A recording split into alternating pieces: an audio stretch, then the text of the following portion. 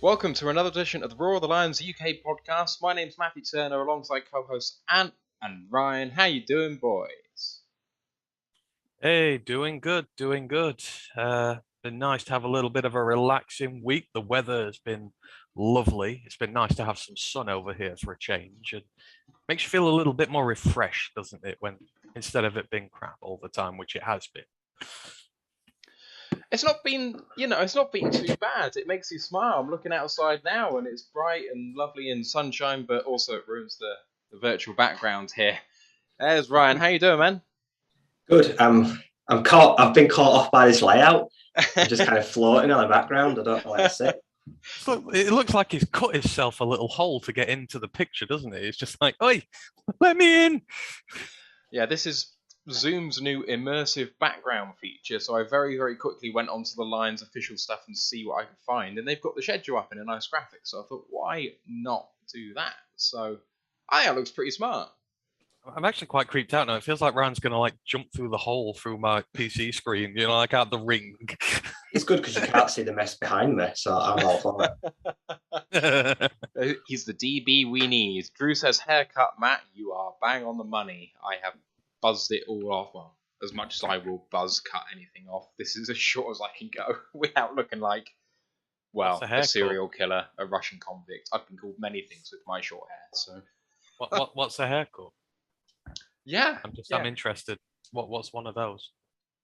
Well, I mean, could do one there, couldn't you? That's called shaving. That's an entirely different thing. All right, we have got a great show for you today. Episode 123. I didn't mention. Ant, do you want to tell us what the title is? Oh, I've forgotten it. I put it in there. I've not got the thing up at the minute. Sorry. You can. Oh, right. Yeah, where we go. Prime time, no time. Time to shine on our own time. That is today's title. As you can see behind you, we have the schedule nice and presented here, and you'll be able to see a distinct lack of any fixtures that are not 1 o'clock. So the prime time has abandoned us this year, but that means, we're just going to have to shine on our 1 o'clock starts, and I fully expect that we're going to do that this year. The Kool-Aid is running strong, I'm going to say. And I know I'm a Kool-Aid drinker anyhow, but it's feeling particularly delish this season. Yeah, it kind of feels like I want to sing I Am a Cider Drinker, but Kool-Aid drinker. If you're not familiar with the Wurzels in the United States, I urge you to go and listen to it. They're very close to my heart here in Somerset, one of the local bands in folklore. Everyone knows them, I think, in the UK, but they're very much a Somerset-based band. You guys like the Wurzels? No. I don't know who they are. Oh, I Am a Cider Drinker. I know who Wurzel Gummidge is. Let's not. These are the parts of British culture we don't want the Americans to see. Let's just keep that to one side there. Drew says 1 p.m. is prime time on Thanksgiving. You're absolutely right. 12:30, in fact. But we play that every year, though. That's yes, it's not a voluntary prime time. I don't want prime time games. They don't interest me. I love 9 p.m. I don't want to stay up till 1 o'clock. No, staying up till 1 o'clock just for the start of the game, that's rough. No. Not if we're like 9 and 7 and a win gets us into the playoffs. You'll stay up till whatever bloody time you want then. Quirky Zerky says the league has gifted us the greatest schedule we could have asked for. We should be able to get some 9 or 10 wins. We're going to broach the schedule. We're going to broach maybe some way too early win predictions and that sort of thing. Maybe later on in the calendar. I know it's a hot topic right now with a load of the pods because it's just happened. But honestly, we've still got a bit of draft stuff to talk about, so we're going to get to the end of that now, finish that off. It's a long off season. We've got all summer to talk about this stuff, so we will get there for that. But I do happen to agree with you that the schedule has been kind. But this episode, we're going to talk about the Lions UDFAs, what there are of them at the moment. Obviously, that might be cut down quite soon, but we'll talk about them for the moment. And then we'll have a look at the rest of the NFC North and around the NFL with their draft classes to see how we thought they did. We're going to start with some news, though, and in fact, some housekeeping first. Hit up our Discord, hit up our Twitter to get a link for the Discord if you want to join that. Great environment of people there, ever growing, really friendly lot, so you want to get in on that. College Football Podcast on hiatus at the moment, but it will be coming back very soon. And if you want to have a look at some draft takes, if you want to have a look at some thoughts in depth through the season about some of these guys, go and check the back catalogue from last season. Please don't forget to like the episode, sub to the pod, give us a rating if you can. Actually, someone rated us really, really nicely on Apple Podcasts, and I want to find the review if I can, because it was super nice, but it's probably way down in my emails. So while I do that, Lions Nation Unite, download the app. Our supporters, we're aligned with them, go and do that. Herman Moore's little side project, hobby podcasters like ourselves on there. Twitch affiliate, Prime subs, all that good stuff. Don't worry about the normal subs. Don't want to do that, despite what Dan may think. Let's hit some news. And first of all, kicking us off, the Lions are going back to joint practices. It was going to be a point of contention, maybe, with this new staff, the first time they can do it after COVID. Are they going to do joint practices or not? We are joining up with the Indianapolis Colts in Indy, and that will be ahead of our Week 2 preseason game with them, boys. So are you pleased that we're going back to this? Do you think it provides good, different perspective, or do you think it's a distraction from maybe kind of trying to get on the same page as the rest of the guys?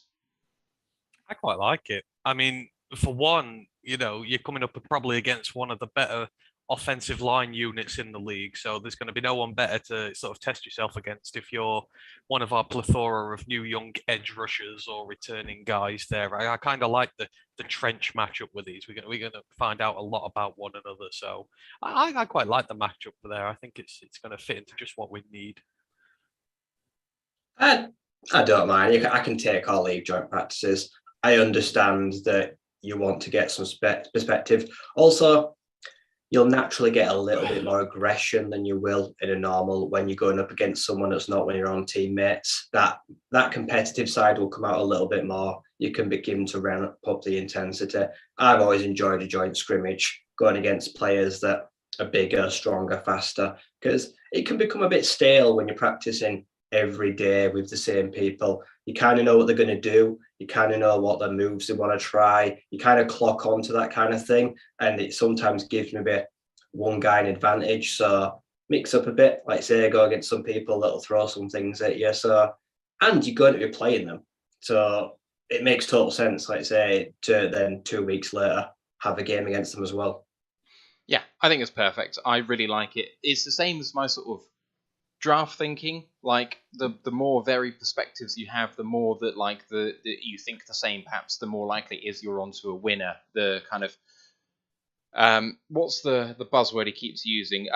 Collaborative approach. And at the end of the day, we may be going down the wrong street and a test against another team, especially in practice. You don't get very long in a game to actually prove yourself, especially individuals don't. But on the training field, much more of a chance to see what people are made of there. So I'm just big on it generally.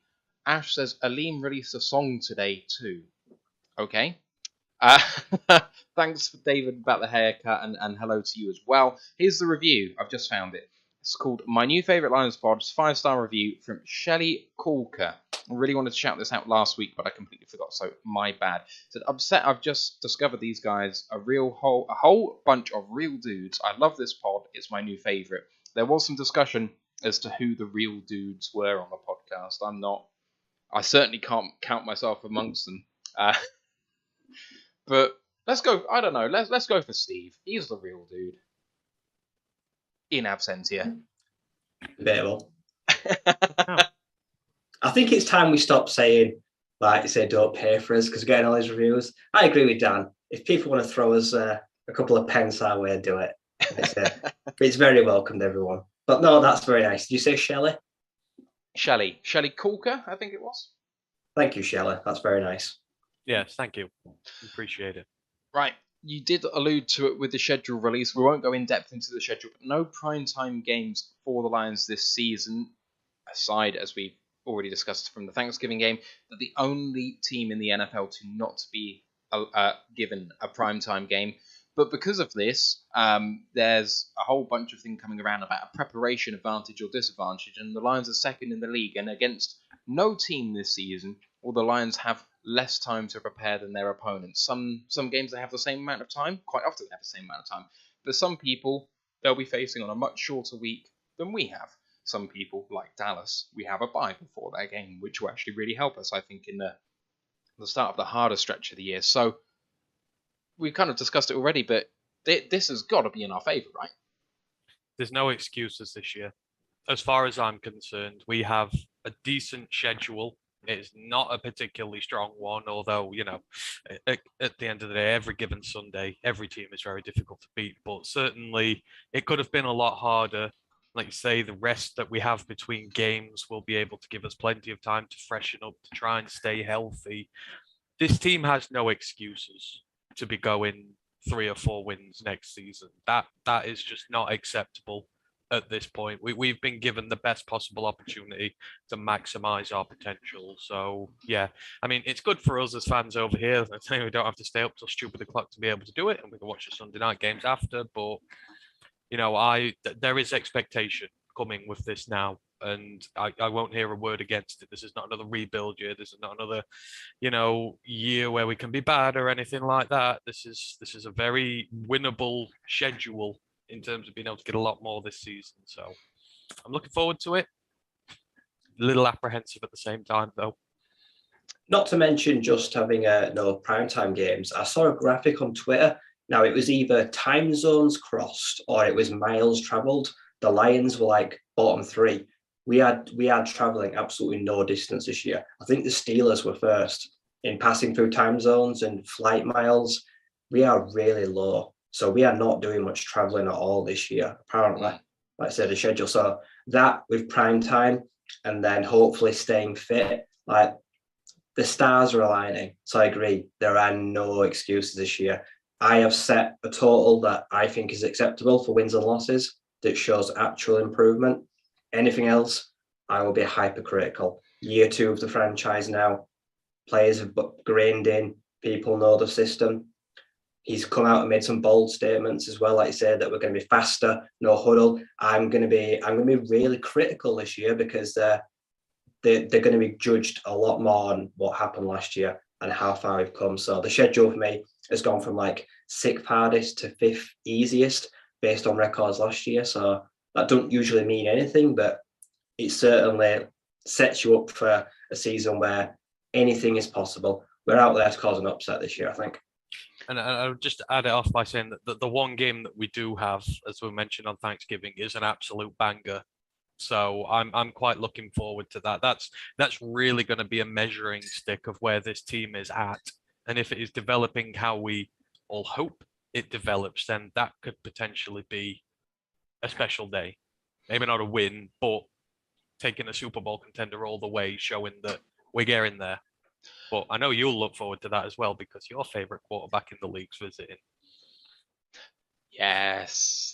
The return. Has he ever played at Ford Field? I have no idea. Probably not, actually. But Josh Allen coming to town, I cannot wait for that. Drew in the YouTube chat says a rebuild does not take a year off because the schedule's easy. No, but if the schedule's easy, you might expect more wins even in a rebuild year than you would have otherwise done if it was an average schedule. So you can still adjust your expectations even if you're low on how this season is going to go. I will say that the Vegas betting odds at the moment has the Lions favoured in 4 out of the 17 games. So Vegas would say if it all goes according to that plan, that you may well be expecting a bad year. But I think the idea is that the odds have closed up a lot. The Lions are down by 1 or 2 points this season in games versus being 7 to 10 points down in some games. So there's a lot more variation expected. Quirky Zerky on Twitch says Detroit has the 2nd most miles travelled this coming season, and offense has a potential to be around number 10. If the defenses can get us to number 20, that will get us closer to the hope of 10 wins. That sort of season, and we'll say this now, that's the fun zone. 10 offense number 10 in the league, defense number 20.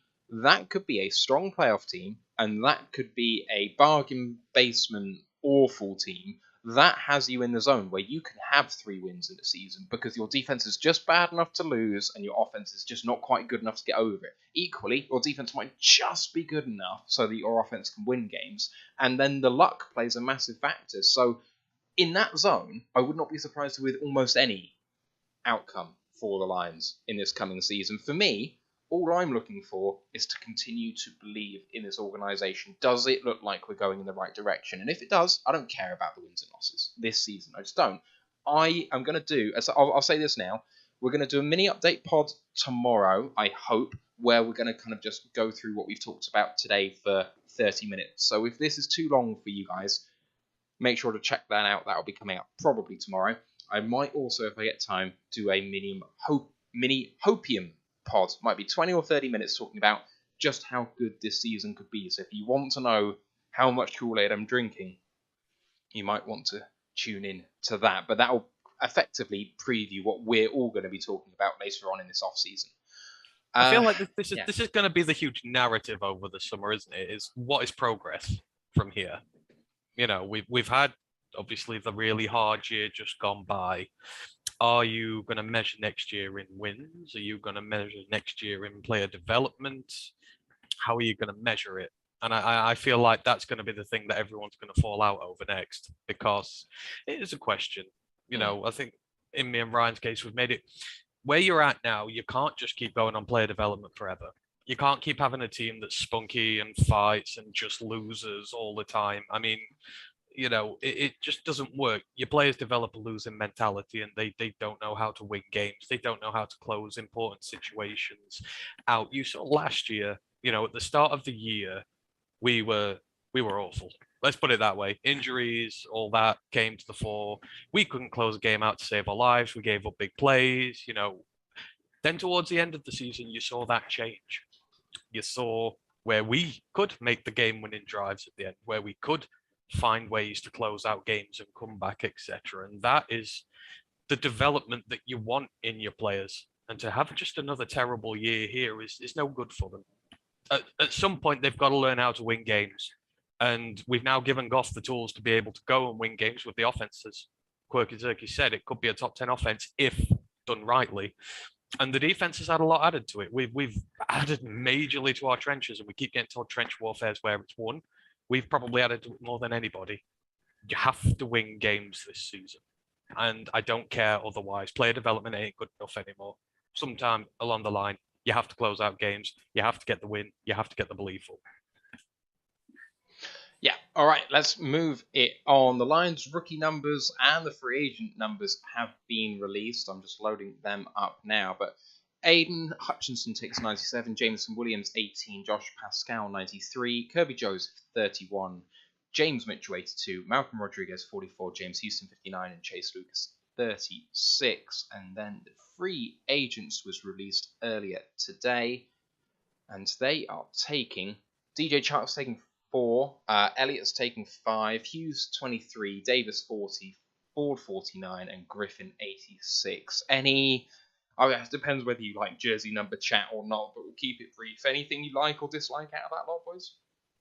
I think nearly all those free agent numbers are going to be available again come the start of the season. I think a lot of those guys are going to get chopped and not going to make it onto the roster. And I applaud anyone, do not go by rookie jersey number, because apart from Hutchinson, maybe Rodriguez, they will all change. Jameson Williams has said he didn't want 18. He doesn't want 18, and he's probably going to change it. He's just taking it for rookie camp. So we all know what number he wants, but he's not going to get it. He wants 1. He can't have it, unfortunately. So yeah, don't make the mistake of seeing them going to buy a jersey, because they'll just swap the number and you'll be upset. Or if you do, just buy a blank jersey and like tape the number on, and then obviously you take it off and keep changing it as and when you wish. There's only one that I either like or dislike, and I haven't really worked out which it is yet, which is DJ Chark taking 4. I don't have a correlation with squad numbers. I don't know why. I don't really care. I know that. I mean, that sounds bad, right? But it's not like I go, "Oh, he's a much better player because he's got this number." It's just like it is what it is. At the end of the day, it's not something really take much notice of. If you're going to take Darius's Slayer number, you better bloody do something. Like there's numbers that are associated to good people, and there's numbers that leave a legacy behind. So Jeff had it. Did Jeff had it for a tiny time? He did, didn't he? 23 before he changed. He had it last year. He changed number 3 times, didn't it? Yeah. They went to. He had it his first year. Yeah. So no, I agree. All year one, didn't he? I thought he had number 1, year 1, number 23, year 2, and now year 3 going back to 1. I No, it was He's 30, had 3 separate numbers, 23, hasn't he? 1. 30, 23. Oh, that's 1. it, yeah. Yeah, nice one, yeah. Um, If you're going to wear 23 full-time Mike Hughes, then I'm gonna be judging you. I'm gonna be expecting something from you because it's got a bit of reputation to it. The rest of the numbers, free for all. I don't give a hoot about most of them. I only care about numbers like 9, which I don't see anyone wearing for a very long time. I if swear anyone. someone's got 9. Someone took it last year. 100%. Yeah, because there was a big Did hubbub they play it about... though? Yeah. I don't remember seeing 9 in a game. Wasn't it Ever. one of the special teamers or something? I don't think it was a major player. I think it was just... Should we retire 9? Should 9 be retired, does anyone think? No. No. You don't retire numbers unless you have a Super Bowl here. Sorry. And even I love him to death, but I ain't retiring it for what he's done. You need some form of accomplishment that's more than just your stats. And I love stuff. Number 9 isn't currently taken. I'll say that. Whoever I don't think it will be. Little bit of roster news that just came out. The Lions released outside linebacker Jesse Lemonier. They've signed outside linebacker Natrez Patrick to replace him. He is 6'3", 242. He's a core special teamer out of Georgia. He played with the Rams for 2 years in 19 and 20, playing a handful of snaps, even though he played 25 games on defense, but did play, I think, over 50% of the snaps on special teams. So perhaps he's coming in to contribute in a different way, boys. This is a way onto the roster. You hear about it, about all of the guys who are at that sort of level. Special teams is how they're parlaying onto the roster, and having someone who knows how to play at a high level, they're going to have a chance. Edge was always going to be the position that got butchered first. I mean, look how far this team has come. Lemonier was a starter against Denver last year, because the injury situation got that bad. And to be in fairness to him, he played all right. Got a few sacks, made a few plays. He did all right, but that was what was starting for us last year. Now, not even good enough to make our depth rotation, and you can understand why. That's how far the D line's come this year. That a guy like him who did all right for us last year is no longer considered depth talent available. The standard has gone up that high, and they've obviously seen that, like I say, did an all right job, but not what they're looking for long term. I think they don't want anyone who's just here for the ride or something, Dan Campbell said the other day. So I would expect these depth edge positions to now be fiercely contested over. And it seems like this guy's going to be the next to get his opportunity to show that maybe he can offer something that Lemonier didn't do. But all I know now is that Austin Bryant needs to be quaking in his boots because he's next. And I think even Julian Aquara needs to start getting worried because he could be potentially next after that. I don't think we've seen the end of the edge releases. There's going to be a lot of competition to get on the squad after Pascal, Houston, if he makes it, Hutch, Harris, Aquara, all that. But it's a good problem for us to have. I like the fact that he's not good enough anymore. Lemonier is not anymore. That's how good we're getting. Yep. There we go. All right, let's move it on. We've got our NFL draft predictor that we had open to the public, and these did differ from the ones that we did that we had our little kind of wager on between us. So the players were slightly different. We could have edited it right up until the draft started.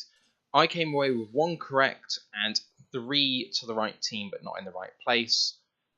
Ryan got 2 absolutely correct, and then 1 right team, wrong place, and 2 correct. And Ryan, you got 2 in the right team, wrong place. Ant was 1 point behind, level with me. Tom was the same as Ryan. Ash got 2 correct very early, but then flattered to deceive and missed out entirely. He brought up the rear, which is, I don't know why it's moderately amusing to me, but it is. And the winner overall was Mike B from our WhatsApp chat. He correctly picked 3 of the first 4 picks. Sorry, Discord, you're right.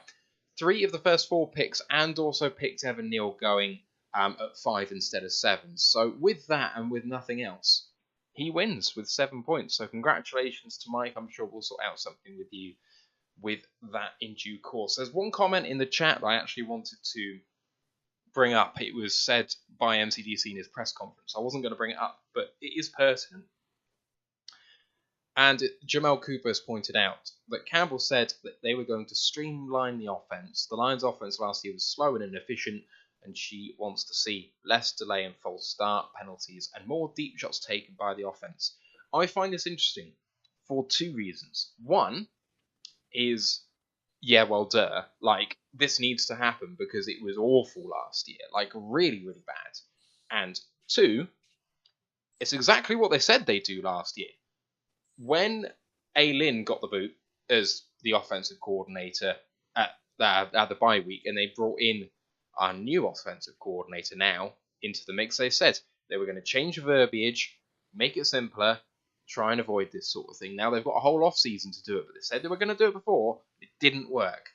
So if you're going to be taking deep shots, if you're going to be doing all this sort of stuff, I think it's introducing complexity. Because Goff's going to have to think about doing more things. He's going to have to do everything he did last year, and he's going to have to think about this too. I have some concerns. Now, verbiage is entirely changing, and we know this from previous press conferences. Maybe that will be simpler to understand, but I have my doubts, boys. But you've got to take the situations into account, though. This time last year, we had a new quarterback, new offensive coordinator, no wide receivers which to speak of. You know, this team was very light to start the season. And when your offense is so limited, there's only so many plays you can call. When you've got no deep threat, when you've got no outside guy, you know, when your lead running back is semi-injured, when you're missing your two top guys on your offensive line and you've got rookies coming in here, you know, it's very difficult to be able to run an offense when, you know, half the guys in there are rookies, backups, undrafted free agents, etc., etc. It's hard to get rhythm going. And then think later in the year. I mean, look how bad things got later in the year. The amount of injuries we had. Hawk was out. We're playing guys like Zylstra and Pinkney and at wide receiver. When you've got that many guys out and you've got such a limited offense, it's must going to be very difficult for you to be able to run something sustained there. Now, you think coming into this year now, the offensive line is healthy. Goff has had a year here. We've got a competent offensive coordinator, or potentially. Dan Campbell's play calling is better. We've gotten the bumps out of the system here. You know, we've actually got a second tight end. Brock Wright is in there as well. We've got depth everywhere we didn't have it. We got an outside guy this year in DJ Chalk. Amon-Ra is coming off the end of a hell of a second half of the season.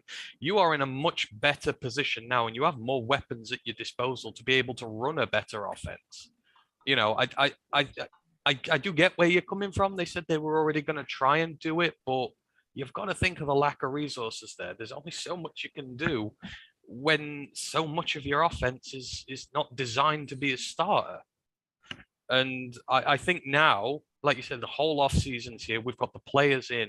We've got depth at the receiver core for once. You know, I think it'll just be a lot easier for us because last year was just a hiding to nothing, no matter what way you look at it. You know, and that was before the injuries kicked in. So I'd be more inclined to believe this time that it is going to be different because, you know, less rookies, more stability. Your leadership's in a better position. It's going to be on the pitch. So I fully believe that they'll do it this time. I think it's concentration. I think you can have as much or little verbiage as you want. But if you don't get back to the line and you're not concentrating, like say, and you slip up, false start, saw it a few times at Hawkinson, even on plays that we got back to the huddle relatively quickly and got the play out, and one of them jumped. So for me, it will all just come down to the individual, like I say. But I imagine they probably have tossed out a good part of the work, the actual playbook itself, and they're gonna go back to basics, which is fine by me. Because what was it, the second most delay of game penalties in the league, which pretty much killed us at least every single week. If you take away those penalties, we probably have a few more wins alone, just because we shot ourselves in the foot. So, but I agree. I'd like to think in a whole better situation scenario, they can iron out those creases. Yeah, absolutely right. Let's crack on with this UDFA class, boys. I'll run them down and then we'll take them one by one. So, Starting with the offense, we've got running back Greg Bell from SDSU, wide receiver Khalil Pimpleton from CMU, wide receiver Josh Johnson from Tulsa, and wide receiver Corey Sutton from App State. Tight ends Derek Dees Jr. from San Jose State and Nolan Given from Southeastern Louisiana, and the offensive tackle Obina Eze from TCU, and guard Kevin Jarvis from Michigan State. Offensive lineman Zane Obeid as well from Ferris State. And then on the defense, only 3, Demetrius Taylor from App State, cornerback Jermaine Waller from Virginia Tech, and nickelback Cedric Boswell from Miami of Ohio. Let's start with the first name on that list, Greg Bell. A lot of people perhaps picking as a dark horse to make the 53, at least get through to the practice squad. From SDSU, fairly productive actually in his 2 years as a starter there, 1.5 years as a starter. In the most recent season, 14 games, 245 attempts, 1,091 yards, 4.5 yards per attempt, and 9 touchdowns. Very shifty guy, 6 foot, 200 pounds, so not the shortest running back you'll ever see. Adept at catching it out the backfield from what I saw in his first year with San Diego State. 11 receptions for 114 yards and a touchdown. Low center of gravity, I think, for a guy that height. What have you seen much of him? I mean, I would disagree that he's a dark horse to make this team. I mean, I guess it's always easy to say the running backs might, because running back is most expendable, or running back is always the guy who slips through to the practice squad. He may make it there, but San Diego State run the ball very well, and that is predicated on an offensive line which creates huge, and I mean huge, gaps for him to run in. Now, obviously, as a running back, paid to hit the gaps and go through there, but at the next level, you do also have to have that ability to be able to make plays yourself, to be able to make some extra yards yourself. You can't always rely on the offensive line to gash open huge holes for you, and that would be the bit that I worry about with him is his ability to, be able to make plays himself. A lot of that yardage has come from an offensive line, which is amazing. So that would be my only caveat. Obviously, the production does not lie, and he will give Jamar Jefferson and Godwin and that probably some good competition in camp. But I'm still a massive fan of Jamar. I still think he does have the ability to make something out of nothing at the next level. We've seen that he can get touchdowns, he can score. So I'm not expecting him to threaten. I think the question will come down to how many running backs do you carry? I don't think he's making the 53, but he's a perfectly good practice squad candidate. How I feel about these undrafted free agents is I don't think 90% of them will make the team. There's only a handful, I think, because a lot of them are in positions that we're absolutely loaded at. Like I say, running back room, I don't know. I feel very indifferent about it. Godwin, I was full of optimism in the first half last year. Second half of the year, I didn't like what I saw from him at times. I don't think he's also that great on special teams. Like I said, the high-end, top-end speed is not there. He is slow. He wades through mud when he takes off that kickoff, when he starts chugging. But no, his averages weren't very good. So I think Godwin is gone. So that does free up a chance for this. Like I say, I think Swift, Williams, Craig Reynolds, Jamar Jefferson, and I think there's probably one spot for a back, which is a guy like this. He has got maybe a chance to make it. But I think at the floor, making a practice squad is very reasonable, because there's a lot of opportunities at running back, because we saw last year how much we like to rotate them as well, because injuries, they pile up and we need a lot of backs. So it will come down to how many they feel comfortable carrying. Yeah, absolutely. It's going to be a big point of contention, I think, because there's lots of people that evoke strong emotions in this running back room, especially Craig Reynolds. Does he go in ahead of Jermar Jefferson or behind? I think is going to be a big one for me. I'm still really high on Jermar Jefferson. Every time he touched the ball last year in his injury. For me, I'll put him 3. I'd put him just ahead of Craig Reynolds Jefferson right now. He got injured. He got injured by the Seahawks just as he got going last year. A dirty fucking tackle from behind on him. And At some he was point, just it was getting like his rhythm. 6 touches and 3 touchdowns for Jefferson. Mm. And they weren't like short yardage situations either, not all of them. So I'm still high on that pick. Yeah, he's really going to surprise people this year, especially if we're going to spread the load out again. So he's one not to be slept on, which is why I'm convinced that none of the free agent running backs are going to make this team this year. I just don't think they might get to the practice squad, as Ryan says, but outside of that, I don't see, again, and I don't see Bell threatening. I don't see the ability to make plays himself to be able to do it. So, all right, let's move this on to one of the more emotive. I can't say the words. Emotive players in this entire UDFA class. Khalil Pimpleton from Central Michigan University, 5'9", 175 pounds, 3 years as a starter at Central Michigan in the MAC. Most recent season, 62 receptions for 960 yards, an average of 15.5 yards a catch and 4 touchdowns.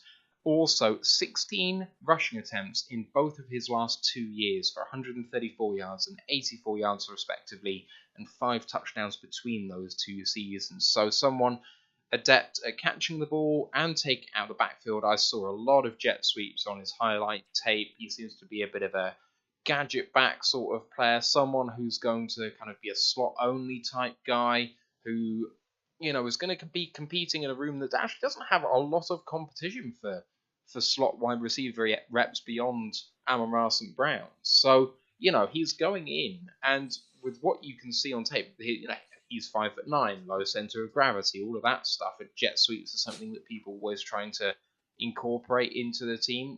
He's probably going to threaten to be number 6 or 7 when we may only be keeping 5 or 6. So that's where I'm kind of shoehorning him. What do you guys see from Pimpleton? Because I know a lot of guys are very high on him. Well, you admitted his most dangerous aspect is returning. He is a really, really good returner from kicks. I mean, if anyone wants to see what he's all about, I think the full game's up on YouTube. Just go and watch Central Michigan's game against Western Michigan last year. They were heavy underdogs in that game, and Western were up 14-0 in no time at all. Central came back and blew them away, in which was a massive shocking result. And he was instrumental in that. He got 2 return touchdowns in that from the kicks alone. One of them was 85 yards. I think the other was about 60. I think he returned 3 that day for about 180 yards or something crazy like that. He got a touchdown as well, again, off what you mentioned, off the jet sweep and the reverse. Ryan said Godwin's position on this team is under threat, and this is the guy who's going to threaten it. This guy can actually return the football. His ball security is a hell of a lot better. And he's just sort of this intrinsic little weapon that you can use to do all sorts in the backfield. He's that guy that you need there. And if I'm looking for a space to free up to get him on this squad, which I am, then Godwin's the first name getting crossed off that list because he just doesn't do anything as well. And I know Khalil's, like they'd say, he's undersized and that, but he battles hard. He plays well. He's played against some good sides this year and put up good numbers. It's just, the way they like to run their offense, all the little tricks up their sleeve they had this year, he embodies that, what you can do with him. So I think he's got a good shot of at least, I would be shocked if he didn't end up on the practice squad as a bare minimum, as a guy to bring up as and when you want to use him in certain game situations, if you've got a few injuries or you want to try something a little different, etc. I would be shocked if he weren't there, but I think there is an outside chance he could affect this team as well. And yeah, someone like Godwin is going to really struggle against him. See, I think he could be a threat to Khalif Raymond or Quintez Cephas. I am not convinced at all that Quintez Cephas will make this team. He has been pretty much, I'd say, completely forgotten, and now he's got a hell of a lot of competition behind him. And Khalif Raymond, I know we gave him a bit of money, but I don't see what Pimpleton can't do that he can do. He's younger. He's probably just as fast. Same kind of size, same kind of playing style. If I was pushed, I would say if he has a really good camp, this could be the end of Khalif Raymond. I think he could take his spot on the 53 because I'm only carrying a handful of receivers and I've already pretty much penciled in most of them. So if you give Cephas and maybe Pimpleton the last 2 spots, I think Khalif Raymond should also be quite worried as well. just because he's had a little bit of guaranteed money given into the off season. That don't really mean a lot this off season or this that they will get rid of him. Like I said, they got rid of Jamie Collins. They ate the dead cap there. If someone's better than Khalif Raymond, I think they'll be willing to get rid of him too. But I agree. I hope he wouldn't get snatched off our practice squad, but he's definitely going to be on the Lions team this year, and he will play games as well. Yeah, and I know it doesn't mean much, but even Lions Social are putting videos up of him in training. No other free agents getting that sort of exposure at the minute. There's just little things like that which shows you how high on some players your team is that you don't get extended to others. We're not seeing highlights really of anyone else in training yet. Yet Pimpleton, he gets his own videos. He gets his own highlight reels.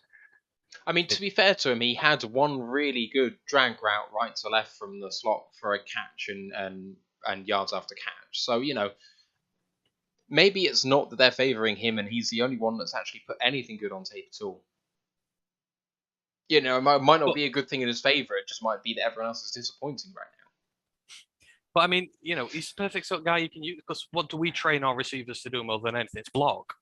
And, how Central Michigan use him on those sweeps relies on their receivers being able to block.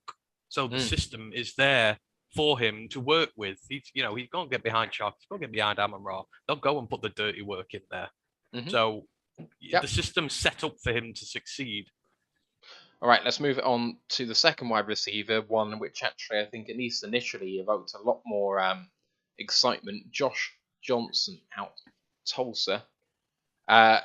3 years at Tulsa, 3 years as a starter. Most recent season, 83 receptions for 1,114 yards, 13.4 yards per catch, 6 touchdowns, equals his record from the previous season. Not much rushing to speak of, though, however. What have you guys seen from him? I mean, he's came in, and I think as a person initially that most people were excited about. 5'11", 171 pounds, so quite light for a guy of that size. This is my guy out of all the UDFAs. Now, I don't have a good track record with this because last year it was Jonathan Adams who got cut after 3 days. But Josh Johnson was a guy we got asked about receivers, sleeper receivers on the college podcast earlier in the season, and Josh Johnson was one of my guys on there. Dan Campbell, you can imagine him at home. He's got a haul of bitten kneecaps there on display proudly from what he does in his career. Josh Johnson has a haul of broken ankles. His footwork is exquisite, and I mean absolutely exquisite. I would dare say one of the better ones of the receivers of this entire class. Now, obviously, he has other issues, which mean he's not as good as them, but his footwork is absolutely incredible. You just need to watch his game against Ohio State. He rinsed them for 150 yards and a touchdown that day. And bear in mind, the gulf between those two teams is huge. And he had that Ohio State secondary on toast all game. They just could not deal with him. And there's a particularly delightful one in there where he shoots one of their corners at least 3 times and then just is gone past him. That's just how great his footwork is here. And I really like that aspect of his game. And I think he can threaten this team again because he just gives you something a little bit different. He's good on those intermediate routes, getting the ball in his hands and then making opportunities for himself again, just because of how his feet work. And, that is a player you can mold and develop into being someone, who a lot of people will have slept on in the end. But to start with, he's got a place on special teams because he's a very good kick cover guy as well. He does that on the Tulsa side. He's got quite a few tackles on special teams. So there's his route into the team. Get him on there. Just refine that route tree a little bit. Just build a game based on what he's good at, which again is getting the ball and creating opportunities. You've got a guy who can make this team, and yeah, he is my outside guy. I love him. I think he's going to be a great guy, and it's just because Khalil Pimperton's here as well that I know a lot of guys like him instead, but they should like Josh as well. Yeah, he's a prime practice squad candidate, like you say. He's going to take a bit of developing. They should do everything they can to try and keep him around a year or two and mentor him. And I think he'll do really well. Like I say, he's got potential. I think, obviously, we mentioned the stacked room. It probably works against him, making the 53, but I don't think he's the kind of guy that will get poached off the practice squad because he needs a bit of refinement. Yeah, he needs practice. So I think if you can keep him around all year, then maybe you look in a year's time if he's going to, or any injuries could elevate him at some point during the season, see what he's about. So he's someone to look to keep hold of. Expect him to be like the Javon McKinley of this year. Get that practice squad and still be here in 12 months. Final wide receiver on this list is Corey Sutton from Appalachian State, 6'3", 205. So someone a bit bigger. Played at Appalachian State for 4 years, but didn't play in 2020. Not sure if that. I guess the Sun Belt shut down for COVID. Did it not play? Yeah, I don't think they chose to play. I don't think everyone did, but I'd have to look at that. But otherwise was a starter the other 3 years. Most recent season then, so off a complete year out, 13 games, 61 catches for 904 yards, 14.8 yards per catch, and 7 touchdowns. No rushing attempts of any kind. Have you guys seen much? You've watched a bit of Appalachian State, right, both of you? Ryan, why don't you kick it off? Yeah, he's all right. Like I said, their offense was pretty good. Like I said, they ran over a few teams. Level of competition wasn't always the best when you play App State. They do play a mixed bag of teams in that sense. I think good college athlete, not supreme at the next level. I don't think he'll be retained. I think he will probably go from camp to camp. He might be on a few rosters this year, a few practice squads. There's something in there. The size is pretty good. There's something there to work with, but he doesn't excel at anything. And he may struggle to see any time outside this year because we're slowly working on our outside receivers. So for someone, he would have to probably start in slot. He would have to work on special teams just to get any practice or playing time at all. So, like I said, I think there may be a player in there, but I don't think it's going to be here. I've not much more to add. Out of the three, he's the one I'm least on. I prefer the other two a hell of a lot more. All right, so question from Dan was, which is the safest bet of the wide receivers of those three to make the practice squad, do you think, at the very least? Who's the one you're highest on? Probably Josh Johnson, I think, to make the practice squad. Yeah, it depends what you're looking for. I think, maybe Pimpleton can threaten the main side. So, yeah, I think Josh Johnson's the one for practice squad. But if you're asking me which one I can think can be the best out of the three of them in the long term, then for me, it's definitely Josh Johnson. He's got the speed and the feet to be a big problem at this level with the proper refinement. And he's got Randall L training him. So, I would be quite happy about that situation. All right, moving on to the tight ends. We start off with someone that I know Ant was really, I don't know about high on, but just wanted him to come, which is Derek Dees Jr. from San Jose State, 6'4", 235, so a bit light for someone of that size at the tight end position. 3-year starter at San Jose State in the Mountain West Conference. Most recent season, 47 catches, 730 yards, 15.5 yards per catch, and 4 touchdowns. Let's start with Ant. Why did you want him to come so much? Phrase that question again, please. That just does not sound right. Oh, it's the whole D's nuts thing, isn't it? A joke with Twitter and that. But hey, the player himself, me and Ryan like our Mountain West players. They build them tough and they build them strong there. And, the thing with Derek Dees, and you see it, he's a really good red zone threat, gets really physical, likes to dominate his guys, find the mismatches in there, and he gets some really good production as a red zone target. And you also see some of the catches he makes as well. And for tight ends who can be stiff and rigid, he actually looks really quite fluid with his movement, and his routes seem decent enough and that. But for me, he just looks a little on the slow side when it comes to his receiving stuff. I mean, his blocking work's decent.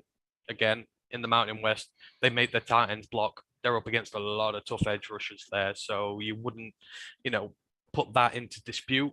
And I think just because alone, our tight end room is not great after Brock Wright. So you've got your 3 guys there, but after that, it's a complete and utter smorgasbord of random guys. And if anyone's going to force their way through onto a practice squad or a last squad here, that the tight ends might have a better chance than anybody. Do I see him making the team? No. I could again see him making the practice squad if he shows what he did at San Diego State. You know, again, they'll like his blocking. They'll like the threat he has in the red zone. Dan Campbell loves the mismatch aspect of things. So I would expect to see him on the practice squad come the start of the season. But I wouldn't expect him to threaten Mitchell or Wright in the lineup. See, I have him as my second. I only have 2 players that I think can make the 53, and he's my second one because he does have an easier path. Garrett Griffin, I don't see any upside. I don't see Guy Griffin making the team. I know he's a veteran, but he doesn't offer very much. Brock Wright last year, was he a total flash in the pan? Well, we're certainly going to find out this year. Like I say, has he got longevity? Is there stayability? We're certainly going to find that out now. So I can see a scenario where we have James Mitchell, where we have Derek Dees, and we have TJ Hawkinson, and then put Brock Wright back on the practice squad and let Garrett Griffin walk. I think just because of the lack of depth room and what he does offer in a red zone and a pretty good threat, if you can put a little bit of weight on, stock up, like I say, because he's a decent blocker, work on that there is a good chance he can get a spot. Because we saw injuries last year, so at some point we will probably use 4 or 5 tight ends this year anyway, because that just they just pick up niggles, don't they? We saw a plethora of them last year, so I think he's got a really good shot. He seems like a right likeable kid. Yeah, and the final tight end on this list, Nolan Given from southeastern Louisiana. I cannot find college stats for him, so I can't give you anything on him, but do you guys have any knowledge at all? Pass. No. Even our knowledge has its limits. Yes, southeastern Louisiana, not as much on our radar as some of the other schools. One school that is on the radar, though, I know is TCU, which is where the offensive tackle of Bennett Eze comes from. And Eze, 6'8", 315 pounds, so an absolute beast of a tackle. I know that he's had a lot of love thrown this way, and one of the higher guaranteed contracts we've thrown out to UDFAs, which really doesn't mean anything with this Lions group, I will say, but I would say perhaps has the easiest route to the 53-man roster. What do you make of him on tape? He's a mauler. Yeah. TCU have a very run-heavy offense because their quarterback, Max, is not a passer. He is a mobile quarterback that just runs any chance he's got. So he needs offensive linemen mobile enough to get to the second level. Eze will walk into the 53. He's our new swing tackle. That is my claim now. He is the new Tyrell Crosby. He has got agility to get to the next level. He has got size and a huge bottom half. Like I say, he is a man mountain. And we know how we like our offensive linemen. Big, heavy bases, nasty aggression, strong hands. Comes from that TCU team that did not do very well in most of his years. But that wasn't because of him. He gave his all. And I was very surprised that he didn't get drafted. A lot of people had him going in the 6th, 7th round. So to see him slide, I was very happy. So unless anything drastically happens, I think he's got a very good shot at making the team. And you will see him maybe on those extra packages with Matt Nelson or in place of Matt Nelson. But I think he's going to play this year if he makes the roster. I think he's got a lot of upside. So, yeah, I'm with her. I do like him. The run game he's very good at. So if you're going to bring him in for the jumbo packages, the extra guy type thing, he is a really good mauler. He can also do well in the pass game against bull rushers. His size means that it's very difficult to get the better of him. If you're just going to try and straight up bull rush him, then you've got very little chance. His hand's quite decent. But he is awful, and I mean awful against speed rushers. I don't know what it is, but the swipe move gets the better of him a lot. They get past him very quickly. He's not that mobile on his feet when it comes to defending the quarterback. It's a really big concern. Now, whilst the run game stuff is good, that means you can only use him in certain situations, i.e. in obvious running situations there. And for me at the minute, the pass upside, I don't know. It's a very big hole in his game. But if over the summer, I mean, obviously, I'm saying this, but Hank Fraley is one of the best O-line coaches in this league, and he's shown himself to be so. So if someone's going to be able to help him deal with it, it is going to be Hank Fraley.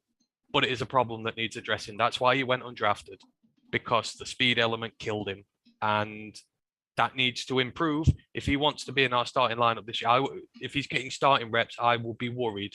You know, at least Nelson is somewhat all right when it comes to relief, not as a starter, but as relief.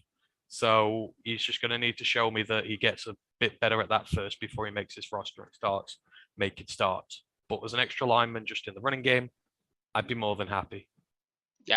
Yeah, with Ant, 100%. Extra, sixth guy, run game, no brainer. And, you know, someone of that frame with Hank Fraley in the upside, he's got to stick around. So I got my fingers crossed.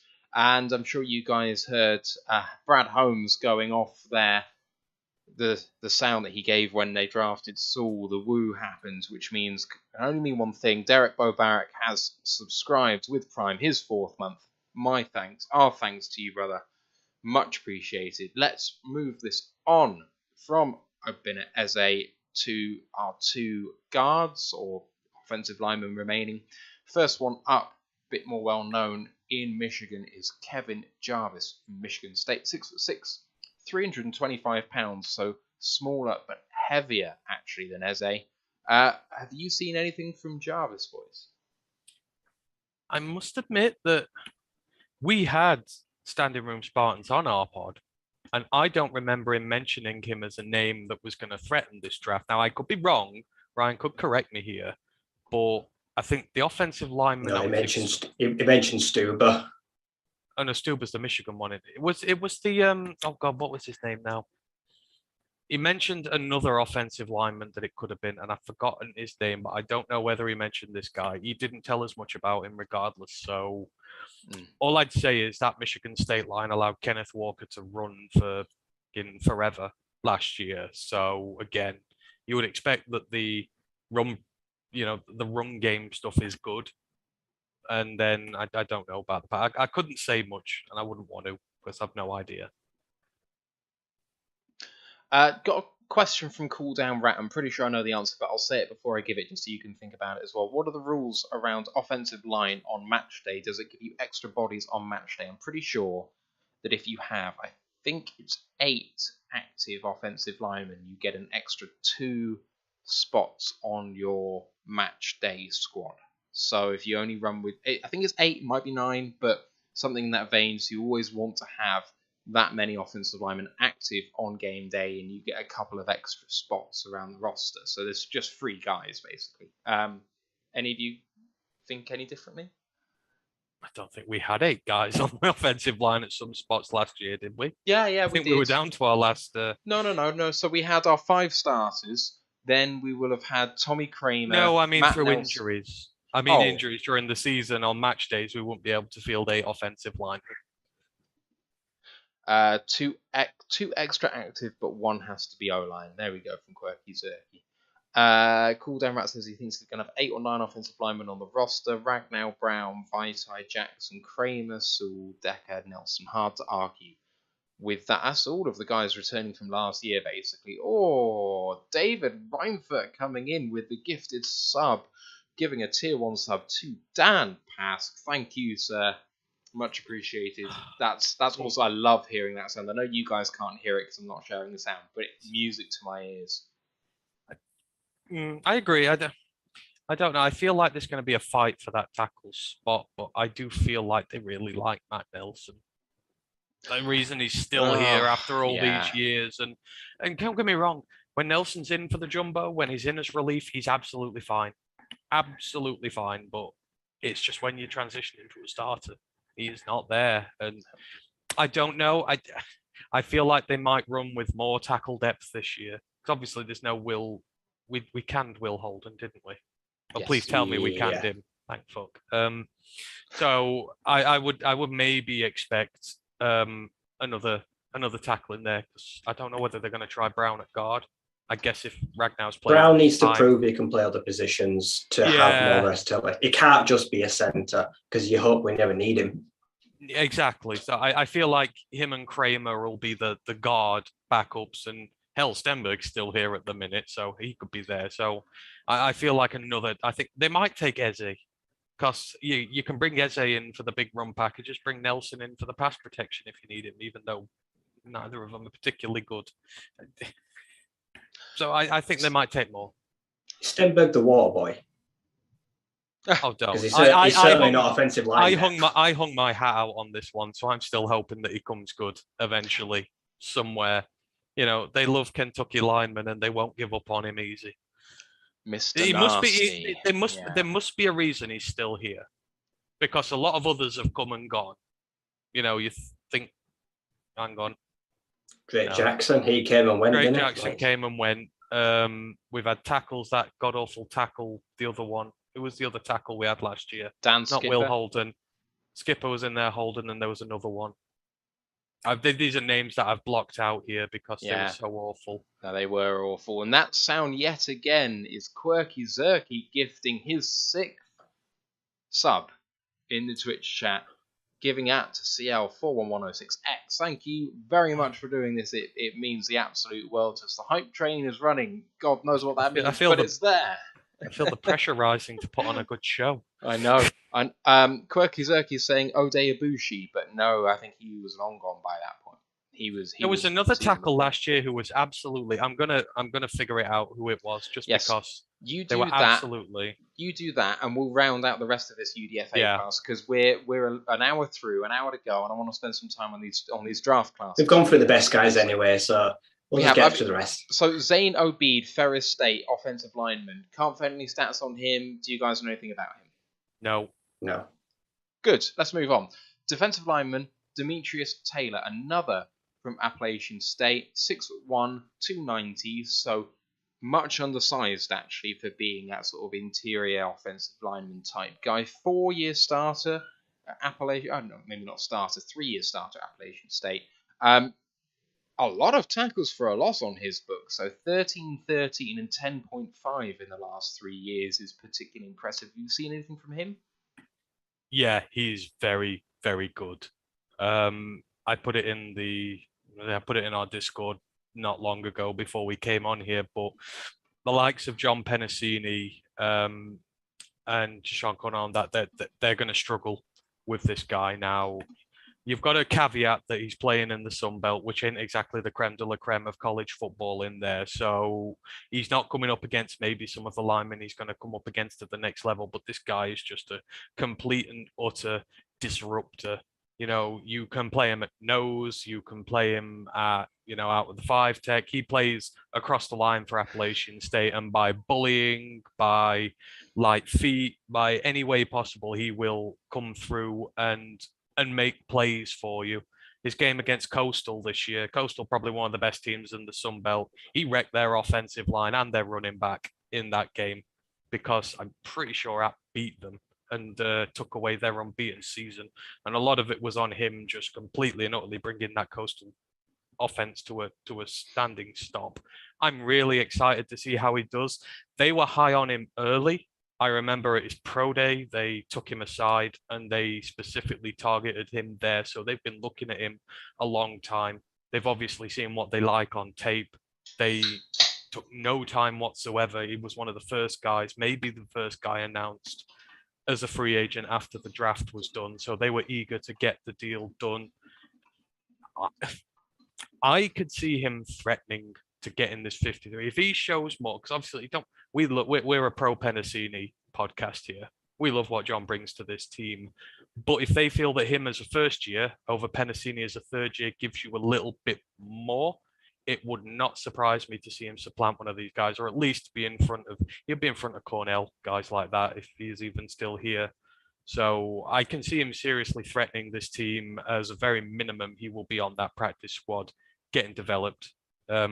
It's potentially frightening how much talent we've got on that D-line this year.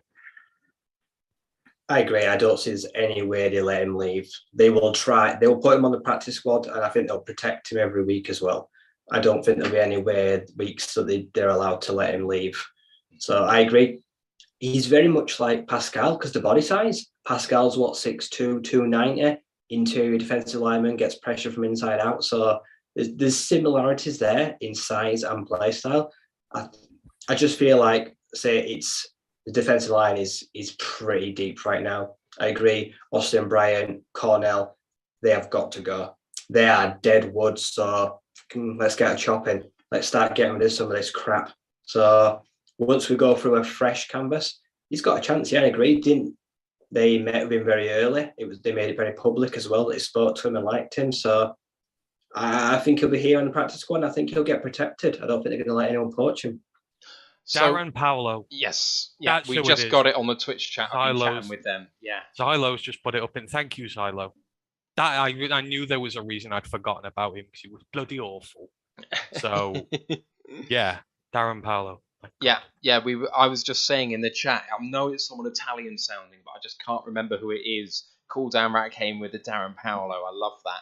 Oh yeah, Easy's a hell of a lot better than he is. I'd be taking him 100 times out of 100. So yeah. Quirky Zerky coming in with another 2 tier 1 subs. Pac-Man 70, Lighthorse 67, the recipients. Thank you again, man. I can't tell you how much we appreciate that. I think Darren Paolo went in the supplemental draft of the USFL. I think he was taken in that draft originally. I don't know if he's played though. There we go. Maybe he'll be guarding in what's his face. That says a lot though, because I've seen some of the USFL. It's been terrible. Maybe he'll be guarding Boy Wonder at the Michigan side, who's already got himself benched after 3 games. Crappy Shea Patterson. Shea. He is ass. Took him 3 games to get dropped. It wasn't even 3 games, was it? I don't think it took him to get dropped. He got replaced by Paxton Lynch. Oh my god. Yeah. Oh. One of those names that's a better spoonerism than he is actual NFL player. Laxton Pinch, much better. David Reinfurt says about OBs, he's going to be a really good story on Hard Knocks. He emigrated to Detroit from the Lebanon to escape war and learned how to play football when he got there. So that's really cool as a story. Yeah. This is not anything against the bit early. It's not anything against him as a person. I can see exactly why they've got him here. I'm just saying that pass protection needs a lot of work if he's to succeed long term. But yeah, he will make a good story on there. Yeah. Okay. 2 final guys that you may actually know a little bit about. I think Jermaine Waller from Virginia Tech is the first one. 6'1", 180, 2-year starter for VT. 2019, 12 games, 46 tackles, 2.5 for a loss and 1.5 sacks. And then in 2021, post-COVID, 10 games, 46 tackles once again, and 2 tackles for loss. So it seems like he gets into the backfield quite a bit. 7 total interceptions across those 2 years and 15 passes defended, including pick 6. So, gets busy. And then the nickelback, Cedric Boswell from Miami of Ohio in the MAC. 1 year as a starter there, the most recent season, 61 tackles, including 50 of them solos, so making the tackles in the open field. 3.5 tackles for a loss and an interception, 7 passes defended in the most recent year. Any thoughts on either of those 2 DBs, guys? So Waller had one of the most insane interceptions in all of college football last year. That opening game that we reference so often when they played UNC and Sam Howell, Sam Howell literally put the perfect pass into this receiver he got, and Jermaine Waller was like on his back, and he got it in a bucket in his hands, and before he fell to the ground, Waller somehow managed to get round, scoop the damn thing out, and wrestle it off him from the ground. It was, I don't know how the hell he did it. Let's just put it that way, but it was an absolutely insane takeaway, and it was a big one in terms of that game, because that was when UNC were just starting to come back into it, and he picked that off, and that was it. It was done. So made some big plays there, and Virginia Tech, they got some good guys on that defense there. I was a bit surprised he went undrafted, quite frankly. I think he's better than that. Again, there's a reason he's down there. I think the height is a little bit of a concern, and the long speed there is a little bit of an issue with as well. But I see no reason why he's not, and he's not fighting with guys like Chase Lucas to be able to get on this squad. I know Lucas drafted, but he's only a 7th round guy. I think, they are legitimate competition for one another if they want to get onto this roster. So I think, there's going to be a fight there, and the winner of that has probably got a decent chance of sneaking onto the roster. But I wouldn't put Waller far behind Lucas at all. I was quite impressed with what I saw with him last year. Even if that Virginia Tech offense is bloody awful, the defense was really good. So yeah, I'm intrigued. Call me intrigued with this one. Yeah, he's got a good outside shot. I think he is definitely making the practice squad because they like what they see from him. Because, like I say, he has got good ball skills. He's got good concentration. He tracks the ball really nicely and good hand-eye coordination. So he gets busy, he gets stuck in.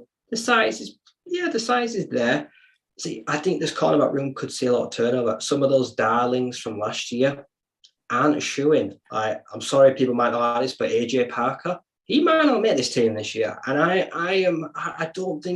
think he's going to be really fighting for these places because long term, I don't know if he's a long term starter, but I say he was good injury relief and he was a good story. But that's kind of all gone out the window now in year 2. So the cornerback room is totally wide open. So you got Mike Hughes, you got AJ Parker, you got Chase Lucas, you got Jermaine Waller. They're probably fighting for 2 spots, 1-2 spots, and I'd say it's wide open right now. Even though I'm a big Chase Lucas fan, I know that because they let's say he's a bit leaner, a bit smaller, he's got some work to do, even though he's very experienced. Handy's already 25.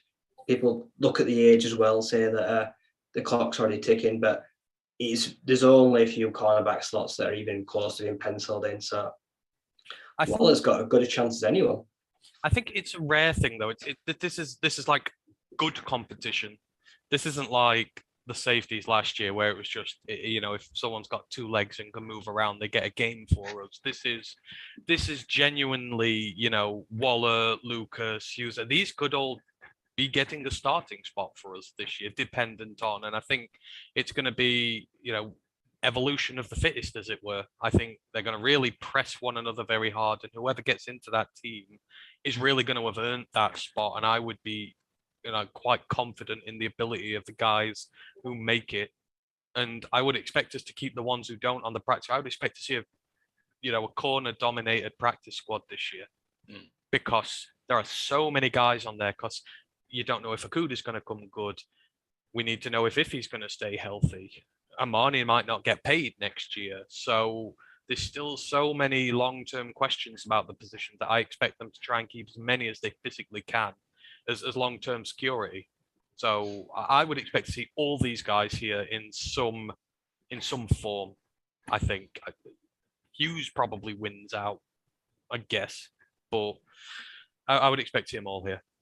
I do think that Jerry Jacobs is another outside shot to not be here because, and I know it's going to be sacrilegious for people to hear, but if the guy finished the season healthy, there'd be no question in my mind he'd return.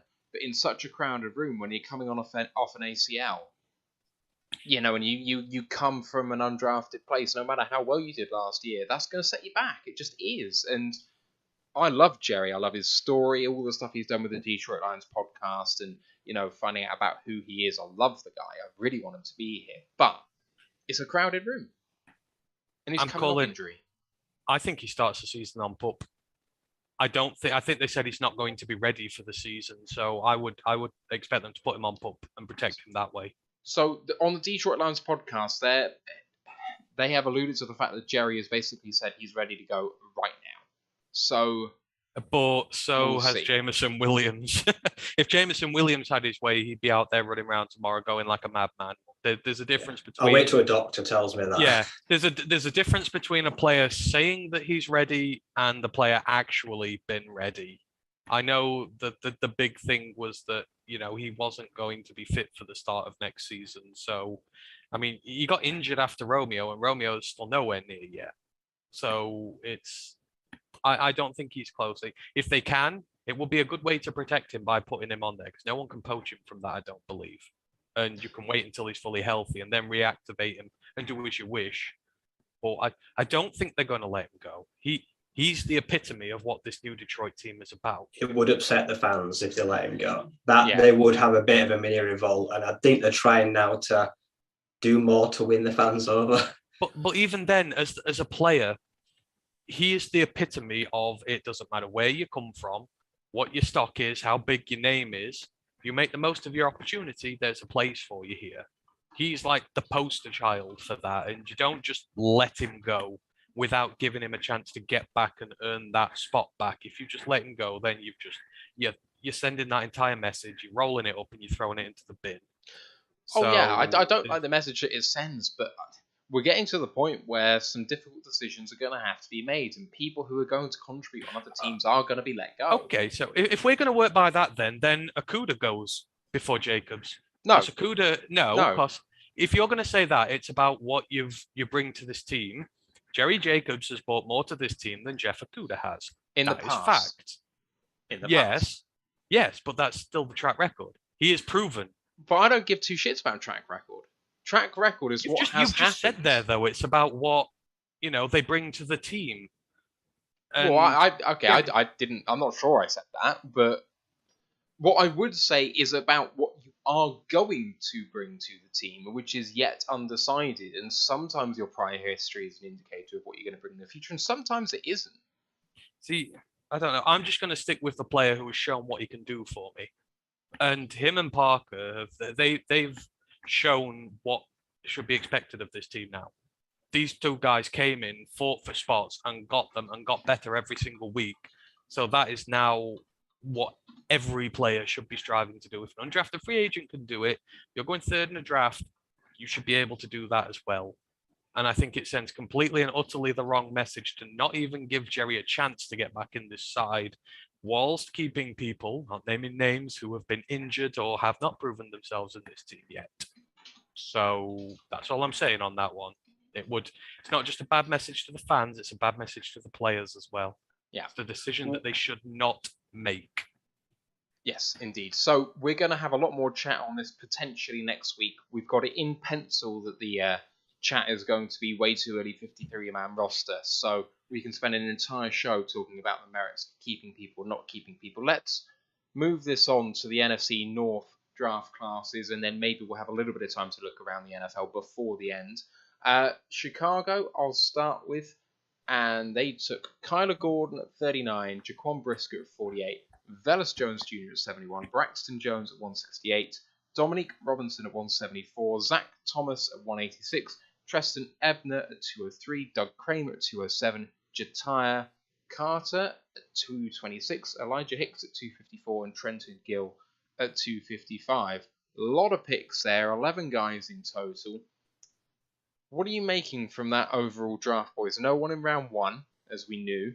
Picked up a couple of guys that were quite well thought of in the secondary in Kyler Gordon and Jaquan Brisker, but is it moving the needle for a Bears team potentially with the arrow down right now? Nope. They had a rotten draft, in my opinion. Those first two picks, people go the secondary set. I'm not even sure Kyler Gordon was the right pick there. Jaquan Brisker, I will get on board with. I hate the fact knowing that I'm going to go up against him twice a season for the next however knows how long. I can see what the Bears are doing. They've lost that defense, which has made them formidable for years, which has carried them for years. And so the first thing they're trying to do is rebuild that defense. I get that. That's where your high picks go. But this is where this age-old argument about where you take your quarterback in the rebuild comes along. Because they've got Justin Fields there now. And not only did they not protect him on his offensive line, I know they say they got offensive line guys in there, but sorry, Bears, they ain't very good. They're not going to, they might make your team, but that's like saying our wide receivers last year. Anyone could make our wide receiver group last year. And they didn't give him any targets, no big ones. So you are essentially wasting a year of his career here. And I've seen all these deluded so-and-sos going, oh, he's going to throw for 5,000. He's going to do this. He's going to do that. He's not going to be able to do nothing while he's not getting protected every week, whilst he's getting hit 7, 8, 9, 10 times, not just sacks, just hits alone. And he's got no one to throw to. Again, don't get me wrong, I like Velus Jones. I was a proponent of him during our draft, but to be my wide receiver 5 or 4, not the wide receiver 2. And they seem to be putting Allen Robinson expectations on Darnell Mooney already. They just went around it wrong. They're wasting their rookie quarterback deal, and they're all going, yeah, well, we got 130 million next year in the in free agency money. You got 18 players signed, guys. You ain't going to be going out signing superstars all the time. You've got to get your 53 first, and that's going to take up most of your money. So I just don't get it. I just really don't get it. Why get your quarterback of the future and then completely and utterly ignore him in the draft just for the sake of rebuilding a defense? One that you've just wasted, by the way. They're not going to get a better defense like that for some time now. They wasted it. Don't get it at all. I didn't like the Kyler Gordon pick. There was a big drop off from K. Elam, Trent McDuffie. I think the cornerback room then falls off a cliff. So they're banking that Kyler Gordon is going to be good to go, not health-wise, but talent-wise, learn the playbook, ready to go from day one. Because since they got rid of Fuller, because they wanted to skimp on a few pennies, which will probably learn to be a mistake, they've put this guy opposite Jalen Johnson. Two, might add, quite small corners. Like I say, I think they both got fairly short arms. So they're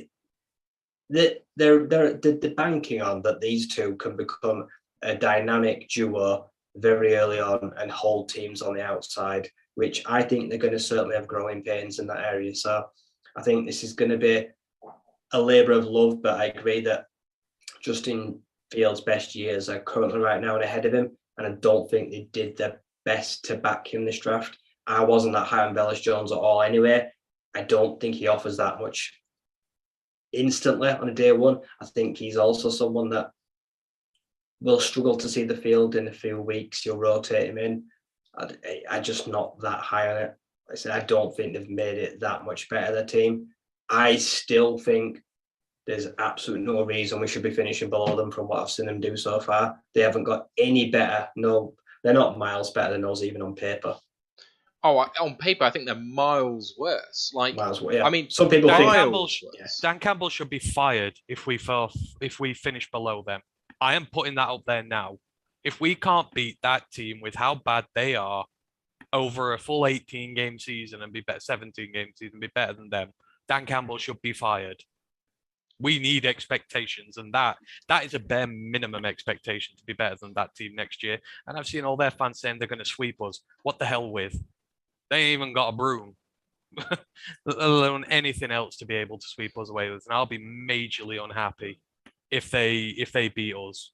Yeah, I like Brisker. Brisker's a better Eddie. Brisker will beat out Eddie Goldman. Yeah, because their Bears fans have hated Eddie Goldman for a few years. Like say he is. Oh no, Eddie Jackson. I mean, what the safety? Yeah. They've really fallen out with him. So I think he'll replace him pretty quickly.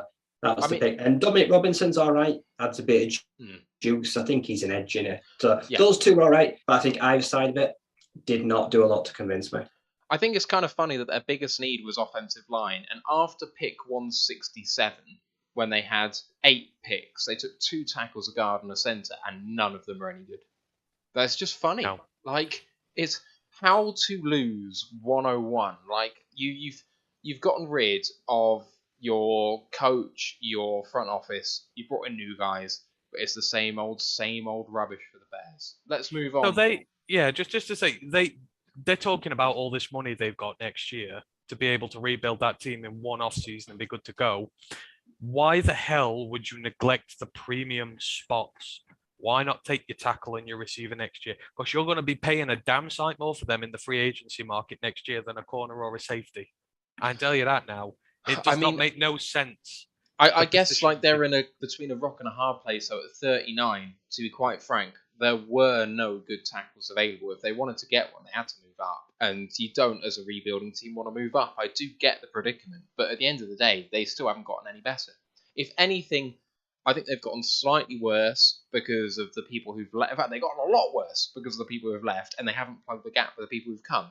And to be honest, with the amount of draft capital they had, which is not very much in terms of premium positions, I think they could. Like, they were just in a shit spot because of draft picks they'd made in the past, because of moving up last year to get Justin Fields. They put themselves in a tough spot, and they couldn't beat the odds.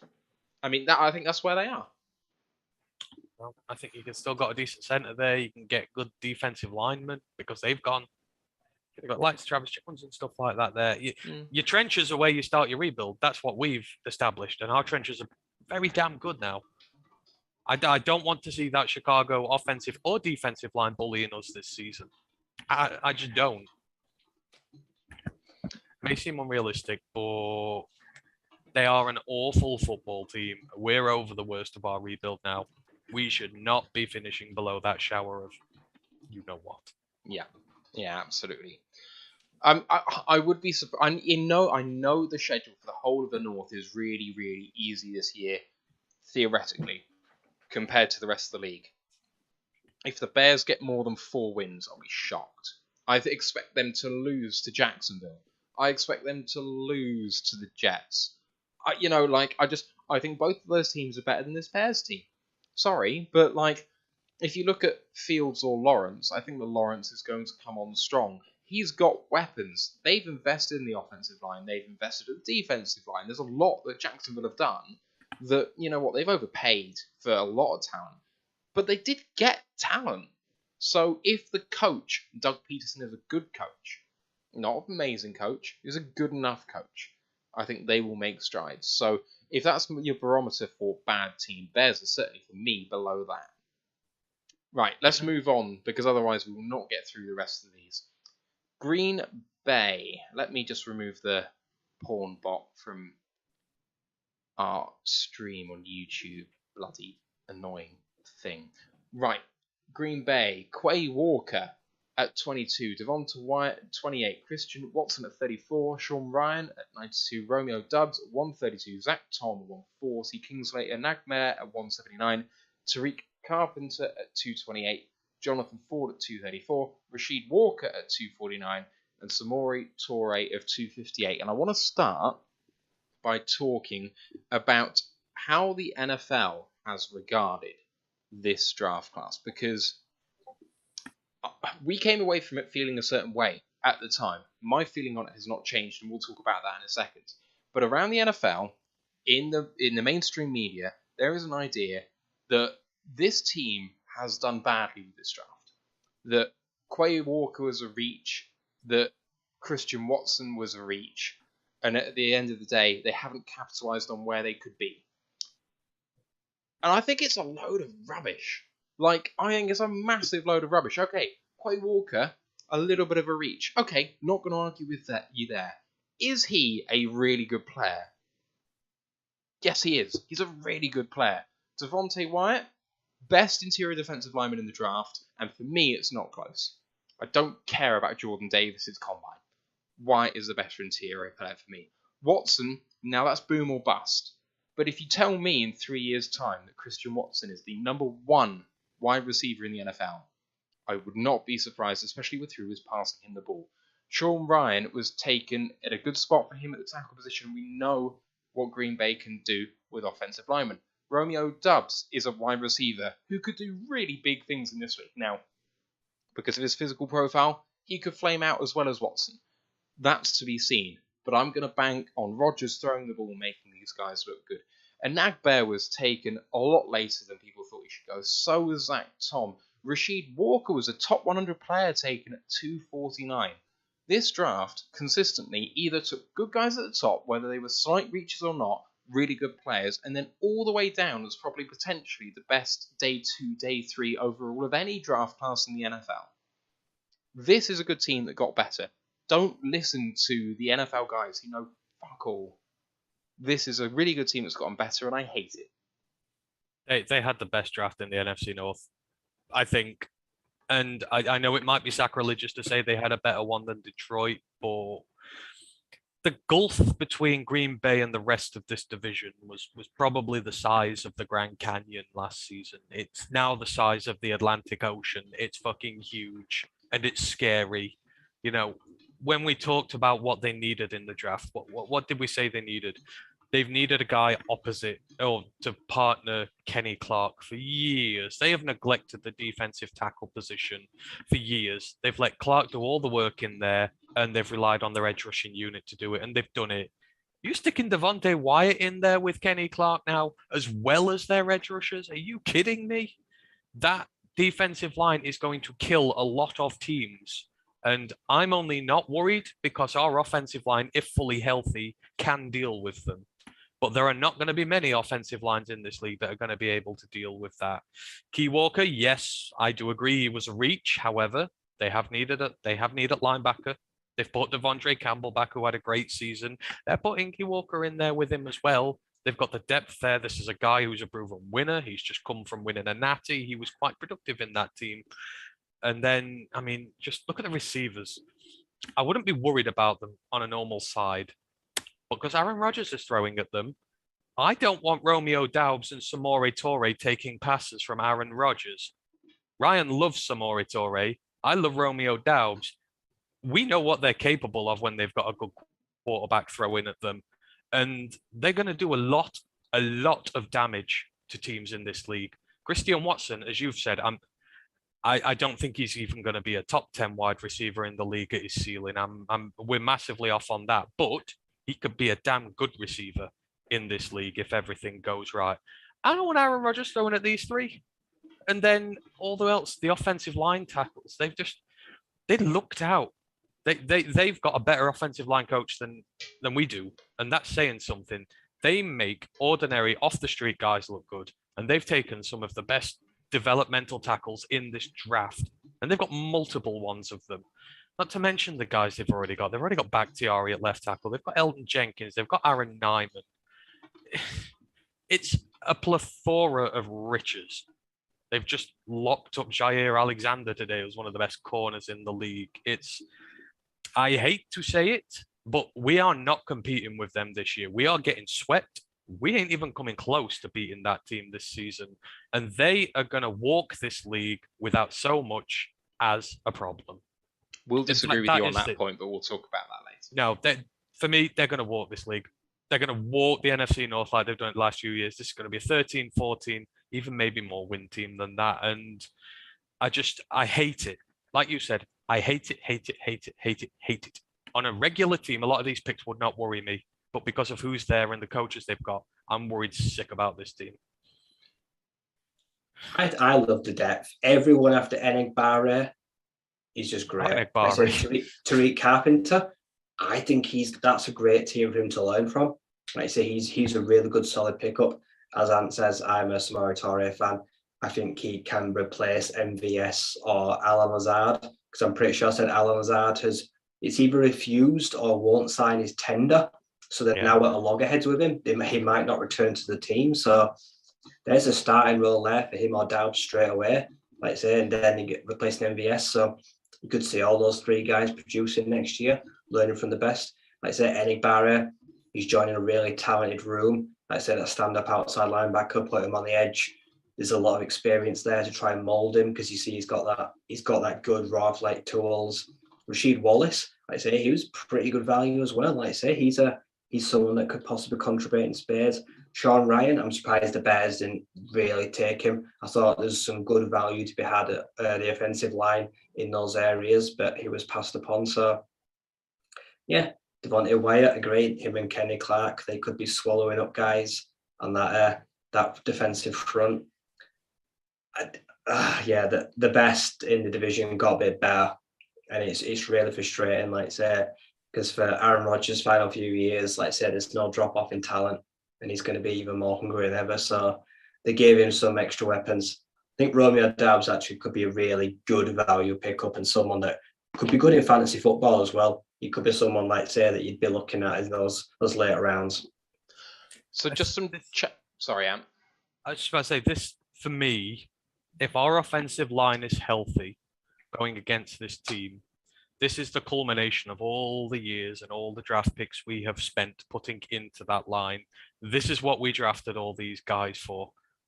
If we can't protect Jared Goff against this front, then the offensive line build has failed. This is exactly why we've spent 3 first-round picks on the 3 most vital positions. And we've got Jonah, we've got Big V.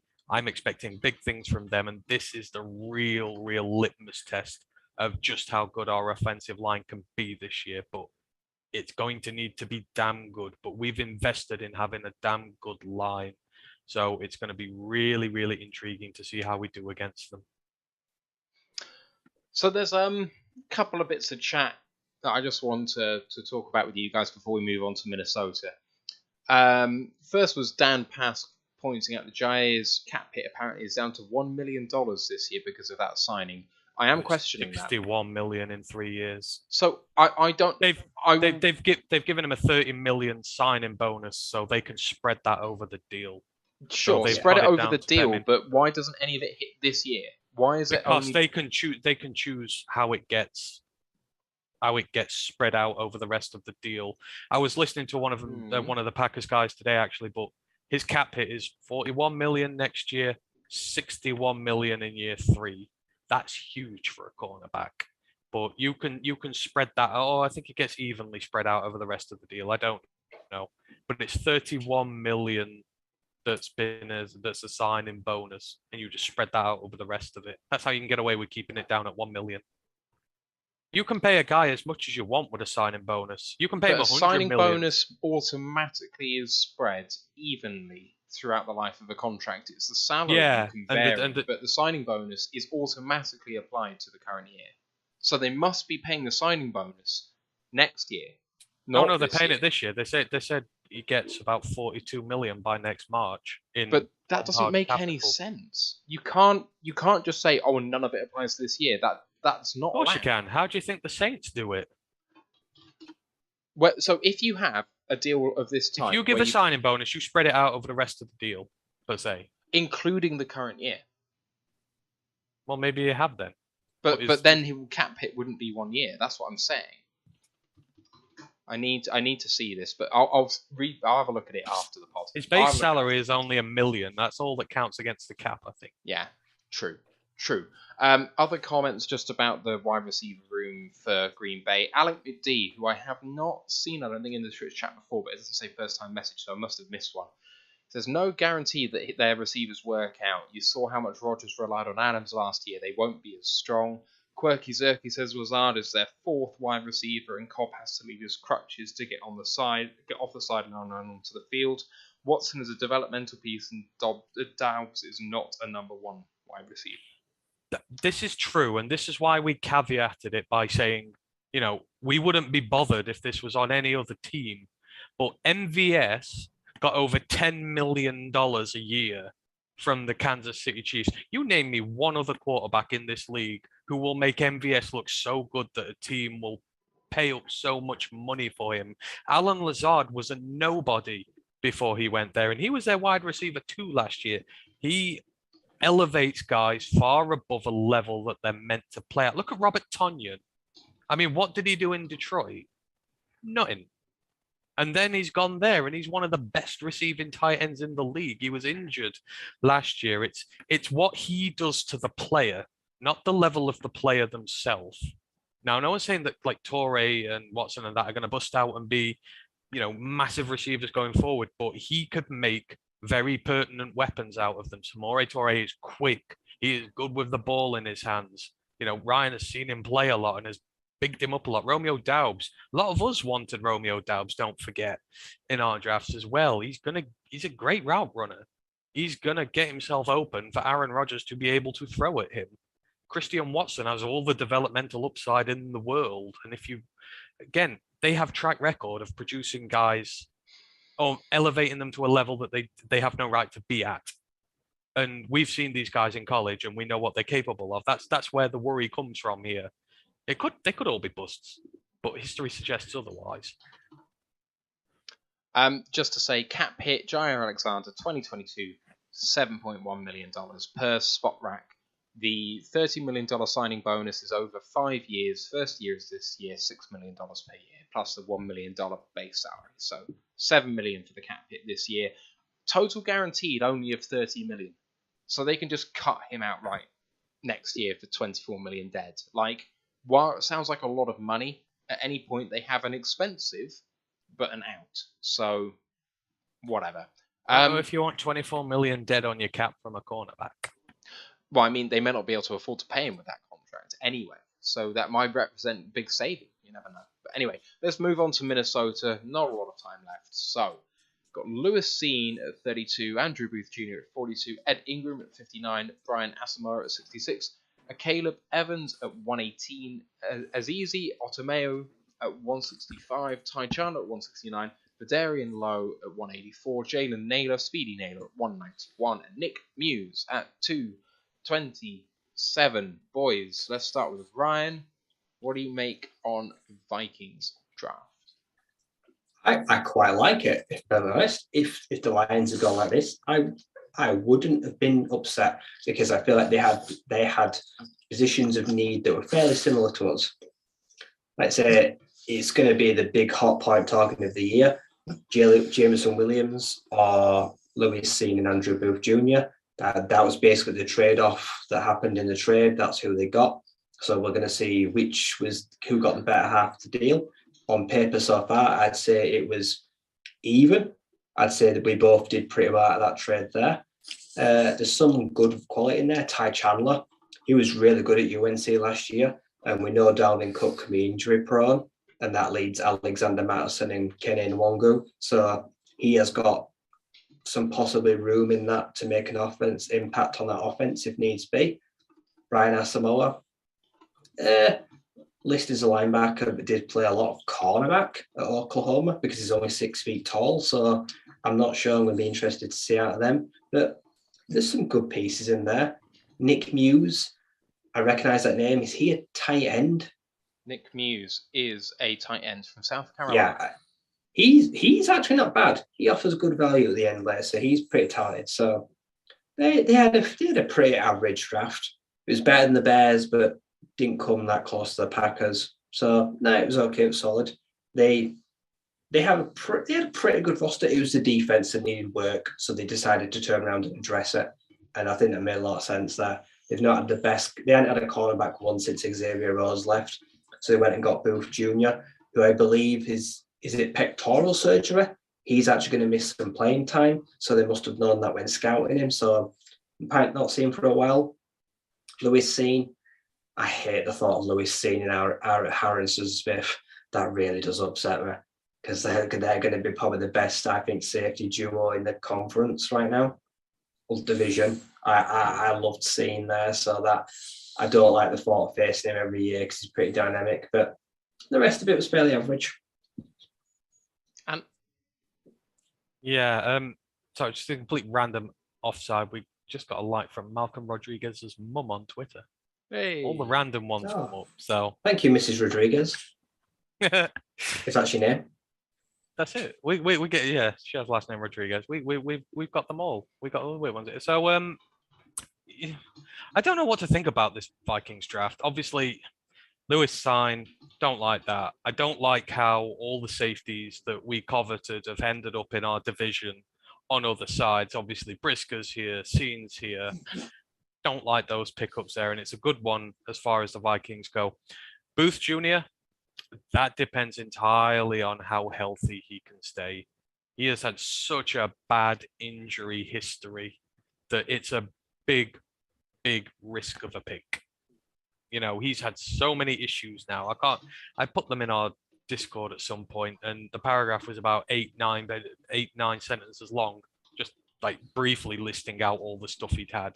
I know he's got a problem with his knees. I know he's had problems with his shoulder. I know he's having surgery this off season, or he had surgery just before combine and that, so he didn't take part in that. So that remains to be seen. They've spent ages devoting time trying to find a corner, and this is a boom or bust corner, quite frankly. He's either going to be amazing or he's never going to see the field, and they're never going to get that pick back from him. But outside of that, I'm not really worried about anything they do. Ed Ingram, meh.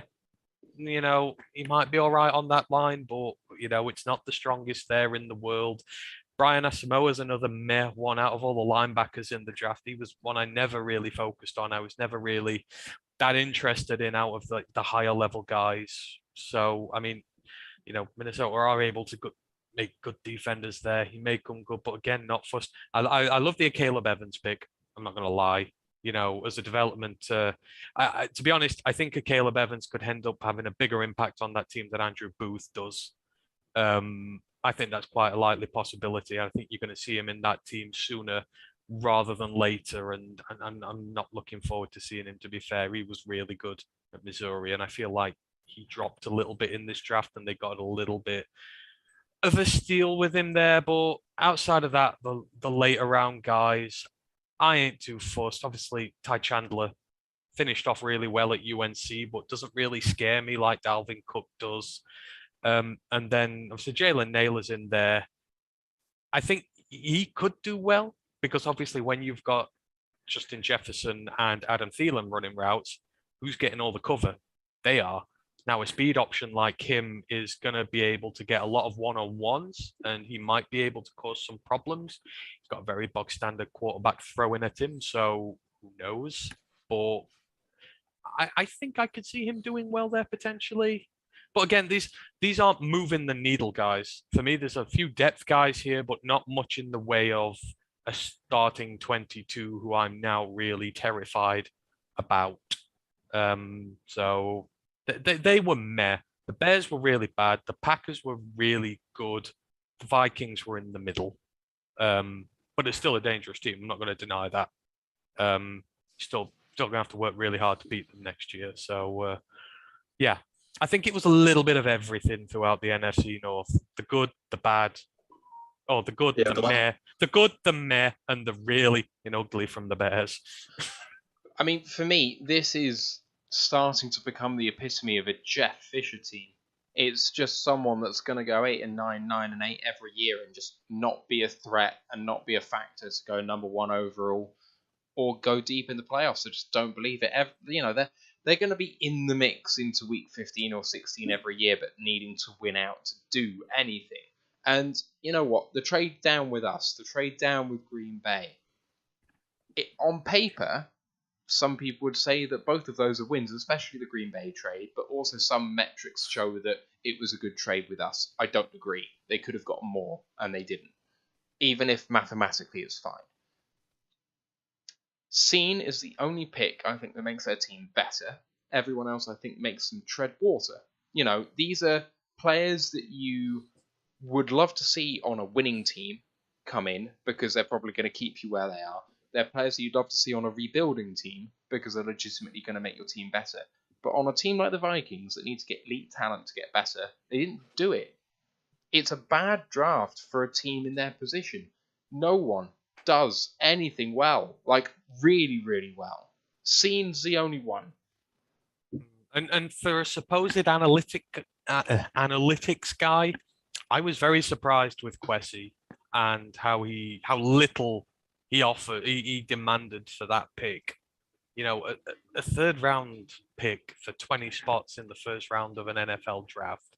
Like you said, they just needed top tier guys in to push them over the edge, not depth players or role players. And I know they got a few later on here, but they had their pick of whoever they wanted really at 12 or 13 or wherever it was. With 13, we went to 13, weren't it? And they gave that up for nothing. Now, I agree they got a little bit of a better deal with Green Bay, but for an analytics guy, I thought he had his pants pulled around his ankles. By us, especially. And I'm shocked that he did that. And that sort of says to me it's a guy who doesn't really know which direction he wants to go. He's not really going to, lay down a cornerstone and get a real big signing in the draft. He's like, I'm going to hedge my bets until I start taking the big plunges in the draft first. At Brad the end Holmes of the day, is a genius. They had so many holes to fill, and it's just a mark of a team that knew it and so had to trade down to fill the gaps. And the players they got are good, but not good enough. Like you say, took their pants down. At the end of the day, the maths can say it's level, but that ain't the mark of whether it's a good trade. Okay, so we got an equal deal. But teams that trade up always get fleeced, always get bad deals because you are the desperate ones that want to go up. If someone can make a claim that someone moving up is a better side of a deal, you've done it wrong. It's malpractice on the part of the Vikings GM, especially in division. If Brad Holmes did that, then you can bet your bottom dollar now that we would be having serious worries about him. And you could bet your bottom dollar that the national media would have wrecked that move if that had have been Brad Holmes doing it. But because it's Minnesota and it's not popular to rag on them, it's like, oh no, it's a smart deal. It's a smart move. Kwesi's a genius. No one stops to think about Brad. Who else has got a deal like that in recent history? Nobody. Not by that many spots in the first round of an NFL draft. It's so little. And yeah, I just think it's great GMing from our guy. And I just really look forward to drafts now because I know that we're going to come out the better side of it. So There we go. Right. Just taking the last 10 minutes to go around the NFL, is there any team in particular you guys want to talk about as a class you like, dislike, maybe someone that we're facing in the schedule that's upcoming? Any sort of hooks that you have at all for any of these classes? The Ravens got even better. Yeah. They have no excuse now to not reach a deep postseason run. And if they don't, then questions have to start getting asked about them. I mean, they just took a home run and they didn't even hit it out the park. They hit it out the state, quite literally. You know, to walk away with Kyle Hamilton and Tyler Linderbaum from the first round of that draft, to get Travis Jones at 97 or whatever it was. I think nearly every single pick they made, I hated because I wanted that guy, or it was such a great value pick from them. They nailed it. Yep. Yeah, 100%. I mean, I think the beauty of the Baltimore draft is not only do they get better now in Hamilton, Linderbaum, Travis Jones, but it's about the future too. Falele's ceiling is really huge. Jabo's not going to play much of the season, but 2 years from now, their team is built for now and to last. It's a beautiful thing. They continue to do good things. I am not worried whether they do well or not in this current season, because the thing is, I love the process, and luck plays a massive factor in the NFL. You have a down year, write it off, go again. Like, if you stack bad years, that's when you got to worry. And this current season wasn't the best for them, but I don't think it was a total disaster. They had injury problems at quarterback, for example. That is going to factor in on things. So I'm writing off last year, but not through bad play. I can then write off this year through bad play. If you stack bad play years, process gets bad, that's when I start worrying. But the way they're doing it, I just love it. Just remember in EA's logic, if they have an injury crisis, then that's an excuse. In our case, it's not. I want to pause you for that. Sorry, you can't mention that name in here. Are we going to talk about how bad the Patriots draft was, though? Can we talk about how funny that was? You did your cumulative board, didn't you? Say that they cumulatively drafted about 900 places higher than they should have done. Was it between the gap between where they drafted and where the consensus was? It was about 900. Yeah, I mean, they weren't the highest team in lost places. They were second last. But Tyquan Thornton at 70. So what was it? 70. 50. Fucking hell.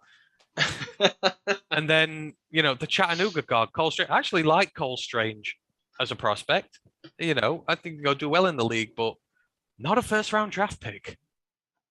Tyquan Thornton, it feels like Bill's kind of going off the rails in his final years. He doesn't need to prove anything to the league now.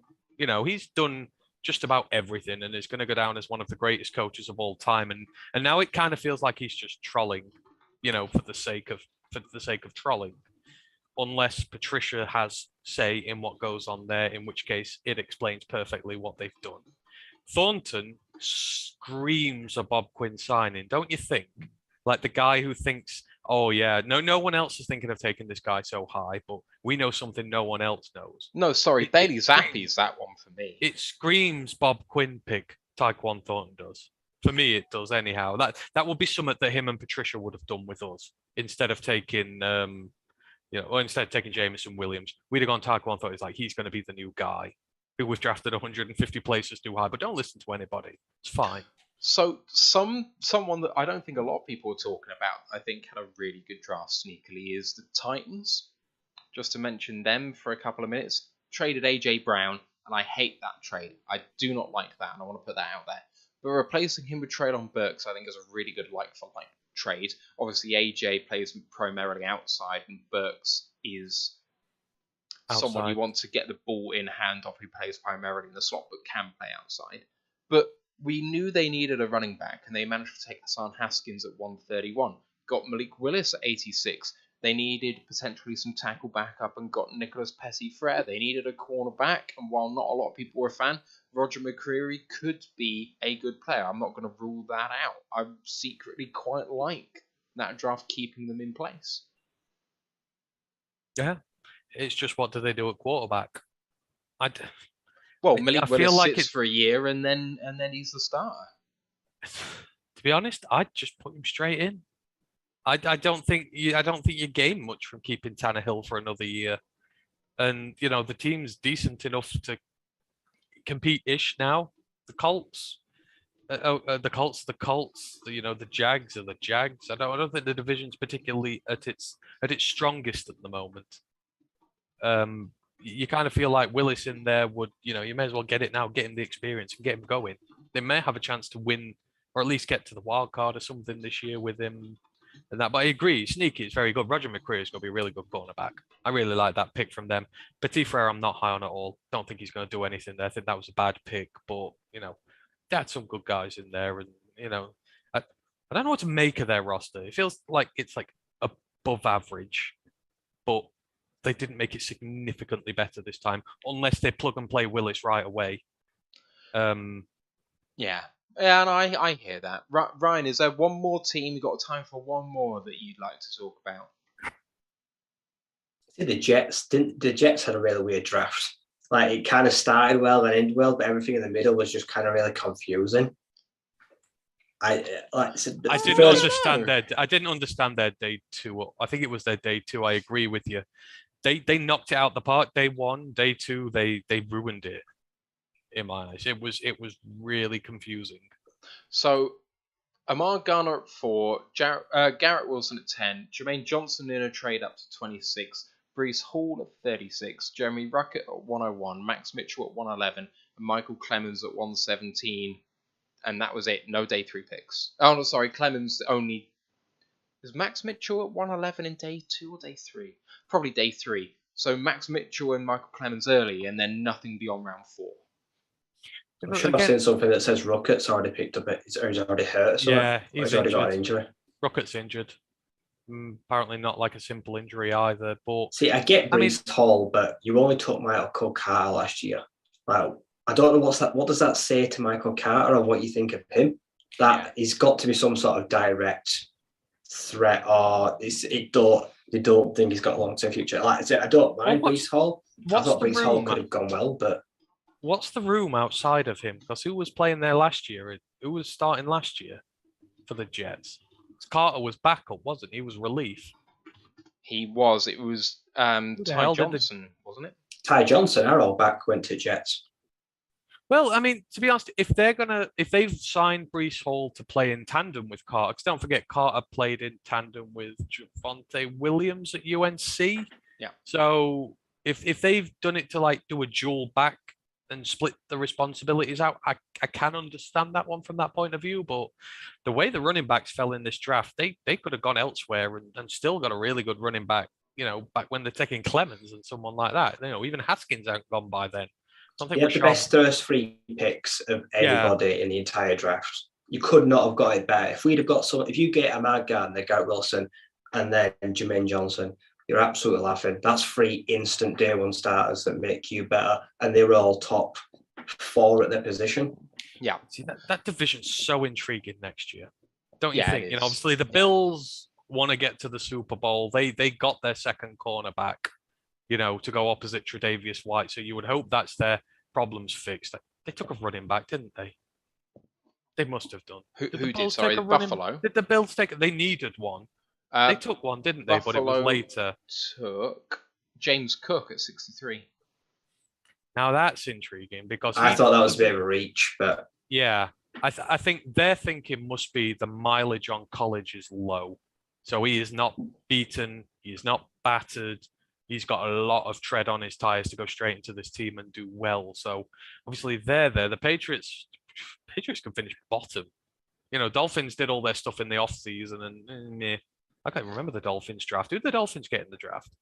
I need to bring this to a close in a second, boys, but I'll just run down the Miami draft now. Where are But that could be a sneaky good division next year with the way that the bottom teams are getting better and the top ones are plateauing a bit.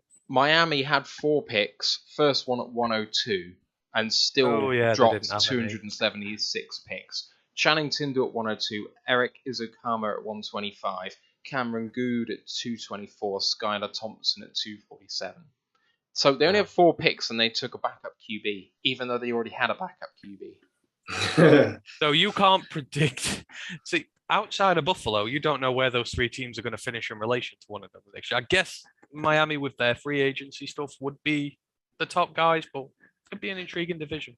I think between Miami and New England for number 2 in that division is really hard. And I mean, you can't rule out the Jets. They've I think the Jets are better than the Patriots organization now. And they've drafted well, so they're on the upward trend. If they could shock someone, I think the Jets. But anyway, just throw it to you guys just for some closing comments while I close up here.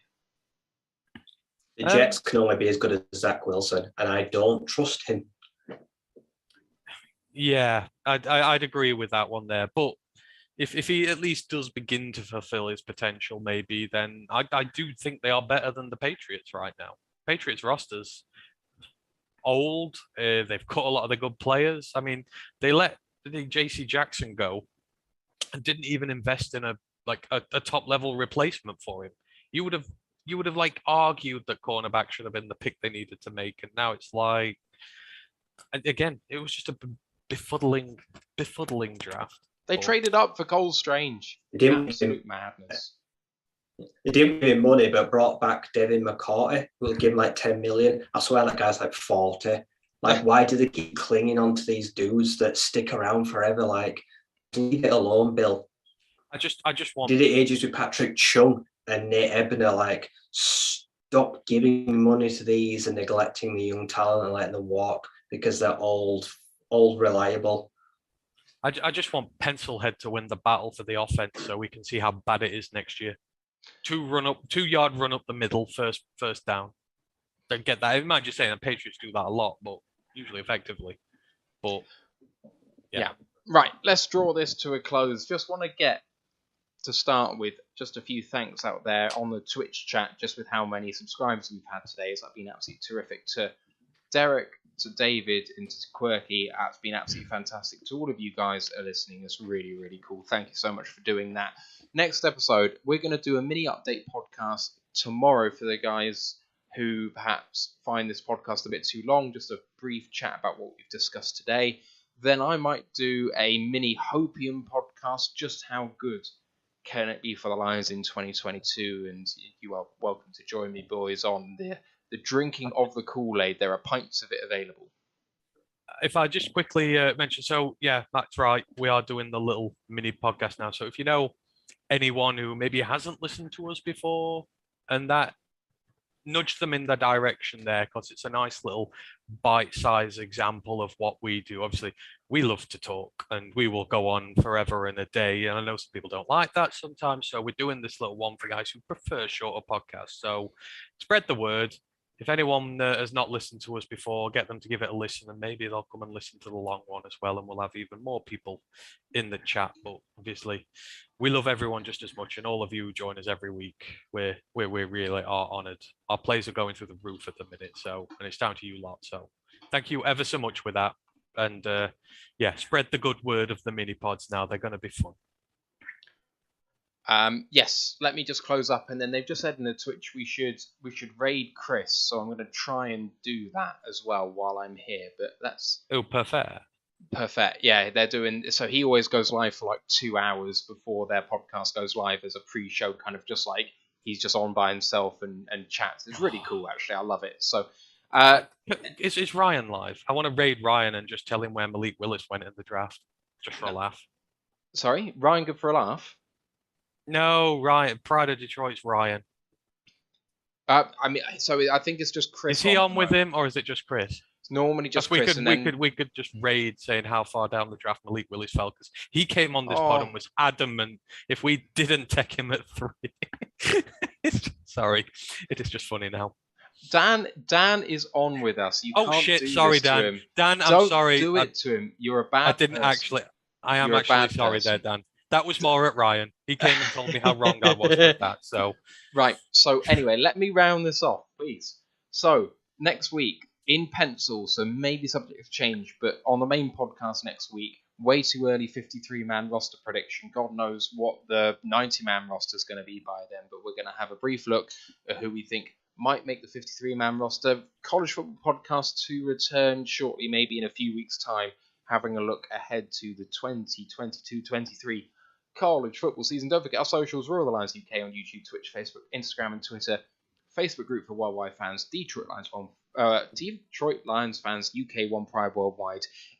I've got 2 weeks left for this. Our the chairman, Ryan Farden, is running a charity auction. Get a Detroit Lions jersey with the name on the back of your choice. I think it's £5 or $6 for an entry to this, and all proceeds above cost go to the Red Cross appeal for Ukraine. So if you want to get involved in that, go to the Facebook group Detroit Lions Fans UK One Pride Worldwide. On the web, rawthelionsuk.com, we had Ryan have his article go up about Chase Lucas. We've had Ash's article go up about Kirby Joseph. I've got one to go on Aiden Hutchinson. A couple of other articles there if you've not checked it out. Yes, and yours is coming up too, is it not, with Rodriguez? I did James Houston as well. And you did James Houston as well. My bad. That got very, very good views too. So do check us out on there. I'm going to try and raid someone for the first time. But for the audio listeners, many thanks for listening. We'll see you either tomorrow or next week. But for now, let's go Lions, One Pride. One Pride. So that's all, folks. I feel like the Looney Tunes Porky the Pig when it comes in that circle. Right. Raiding no decaf. Let's do it. Ready to raid in 10. Stick with us if you are on Twitch. We are raiding Chris Perfett from Pride of Detroit on the preview show for Pride of Detroit. And hopefully you should be going over there right now. Someone's got to tell me what raiding means. It just means that loads of you go onto another person's channel and just start like saying stuff in the chat and just sending it mental.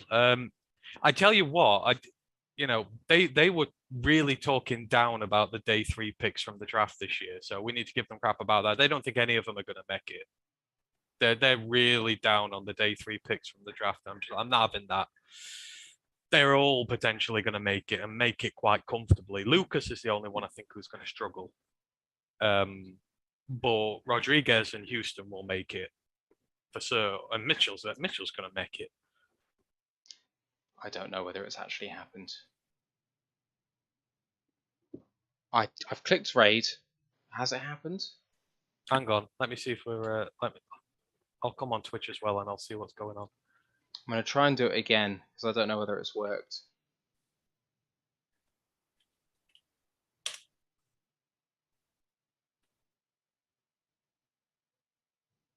It's been a few hundred years since the Brits tried to raid the Americans, so we might be a bit rusty at it. I'm hoping that works. It looks like we've raided him. I don't think there's anyone else live with us, so I'm gonna close down. We're just gonna get a message in Discord in a minute going, "What the hell was that?" Right, I'm closing off.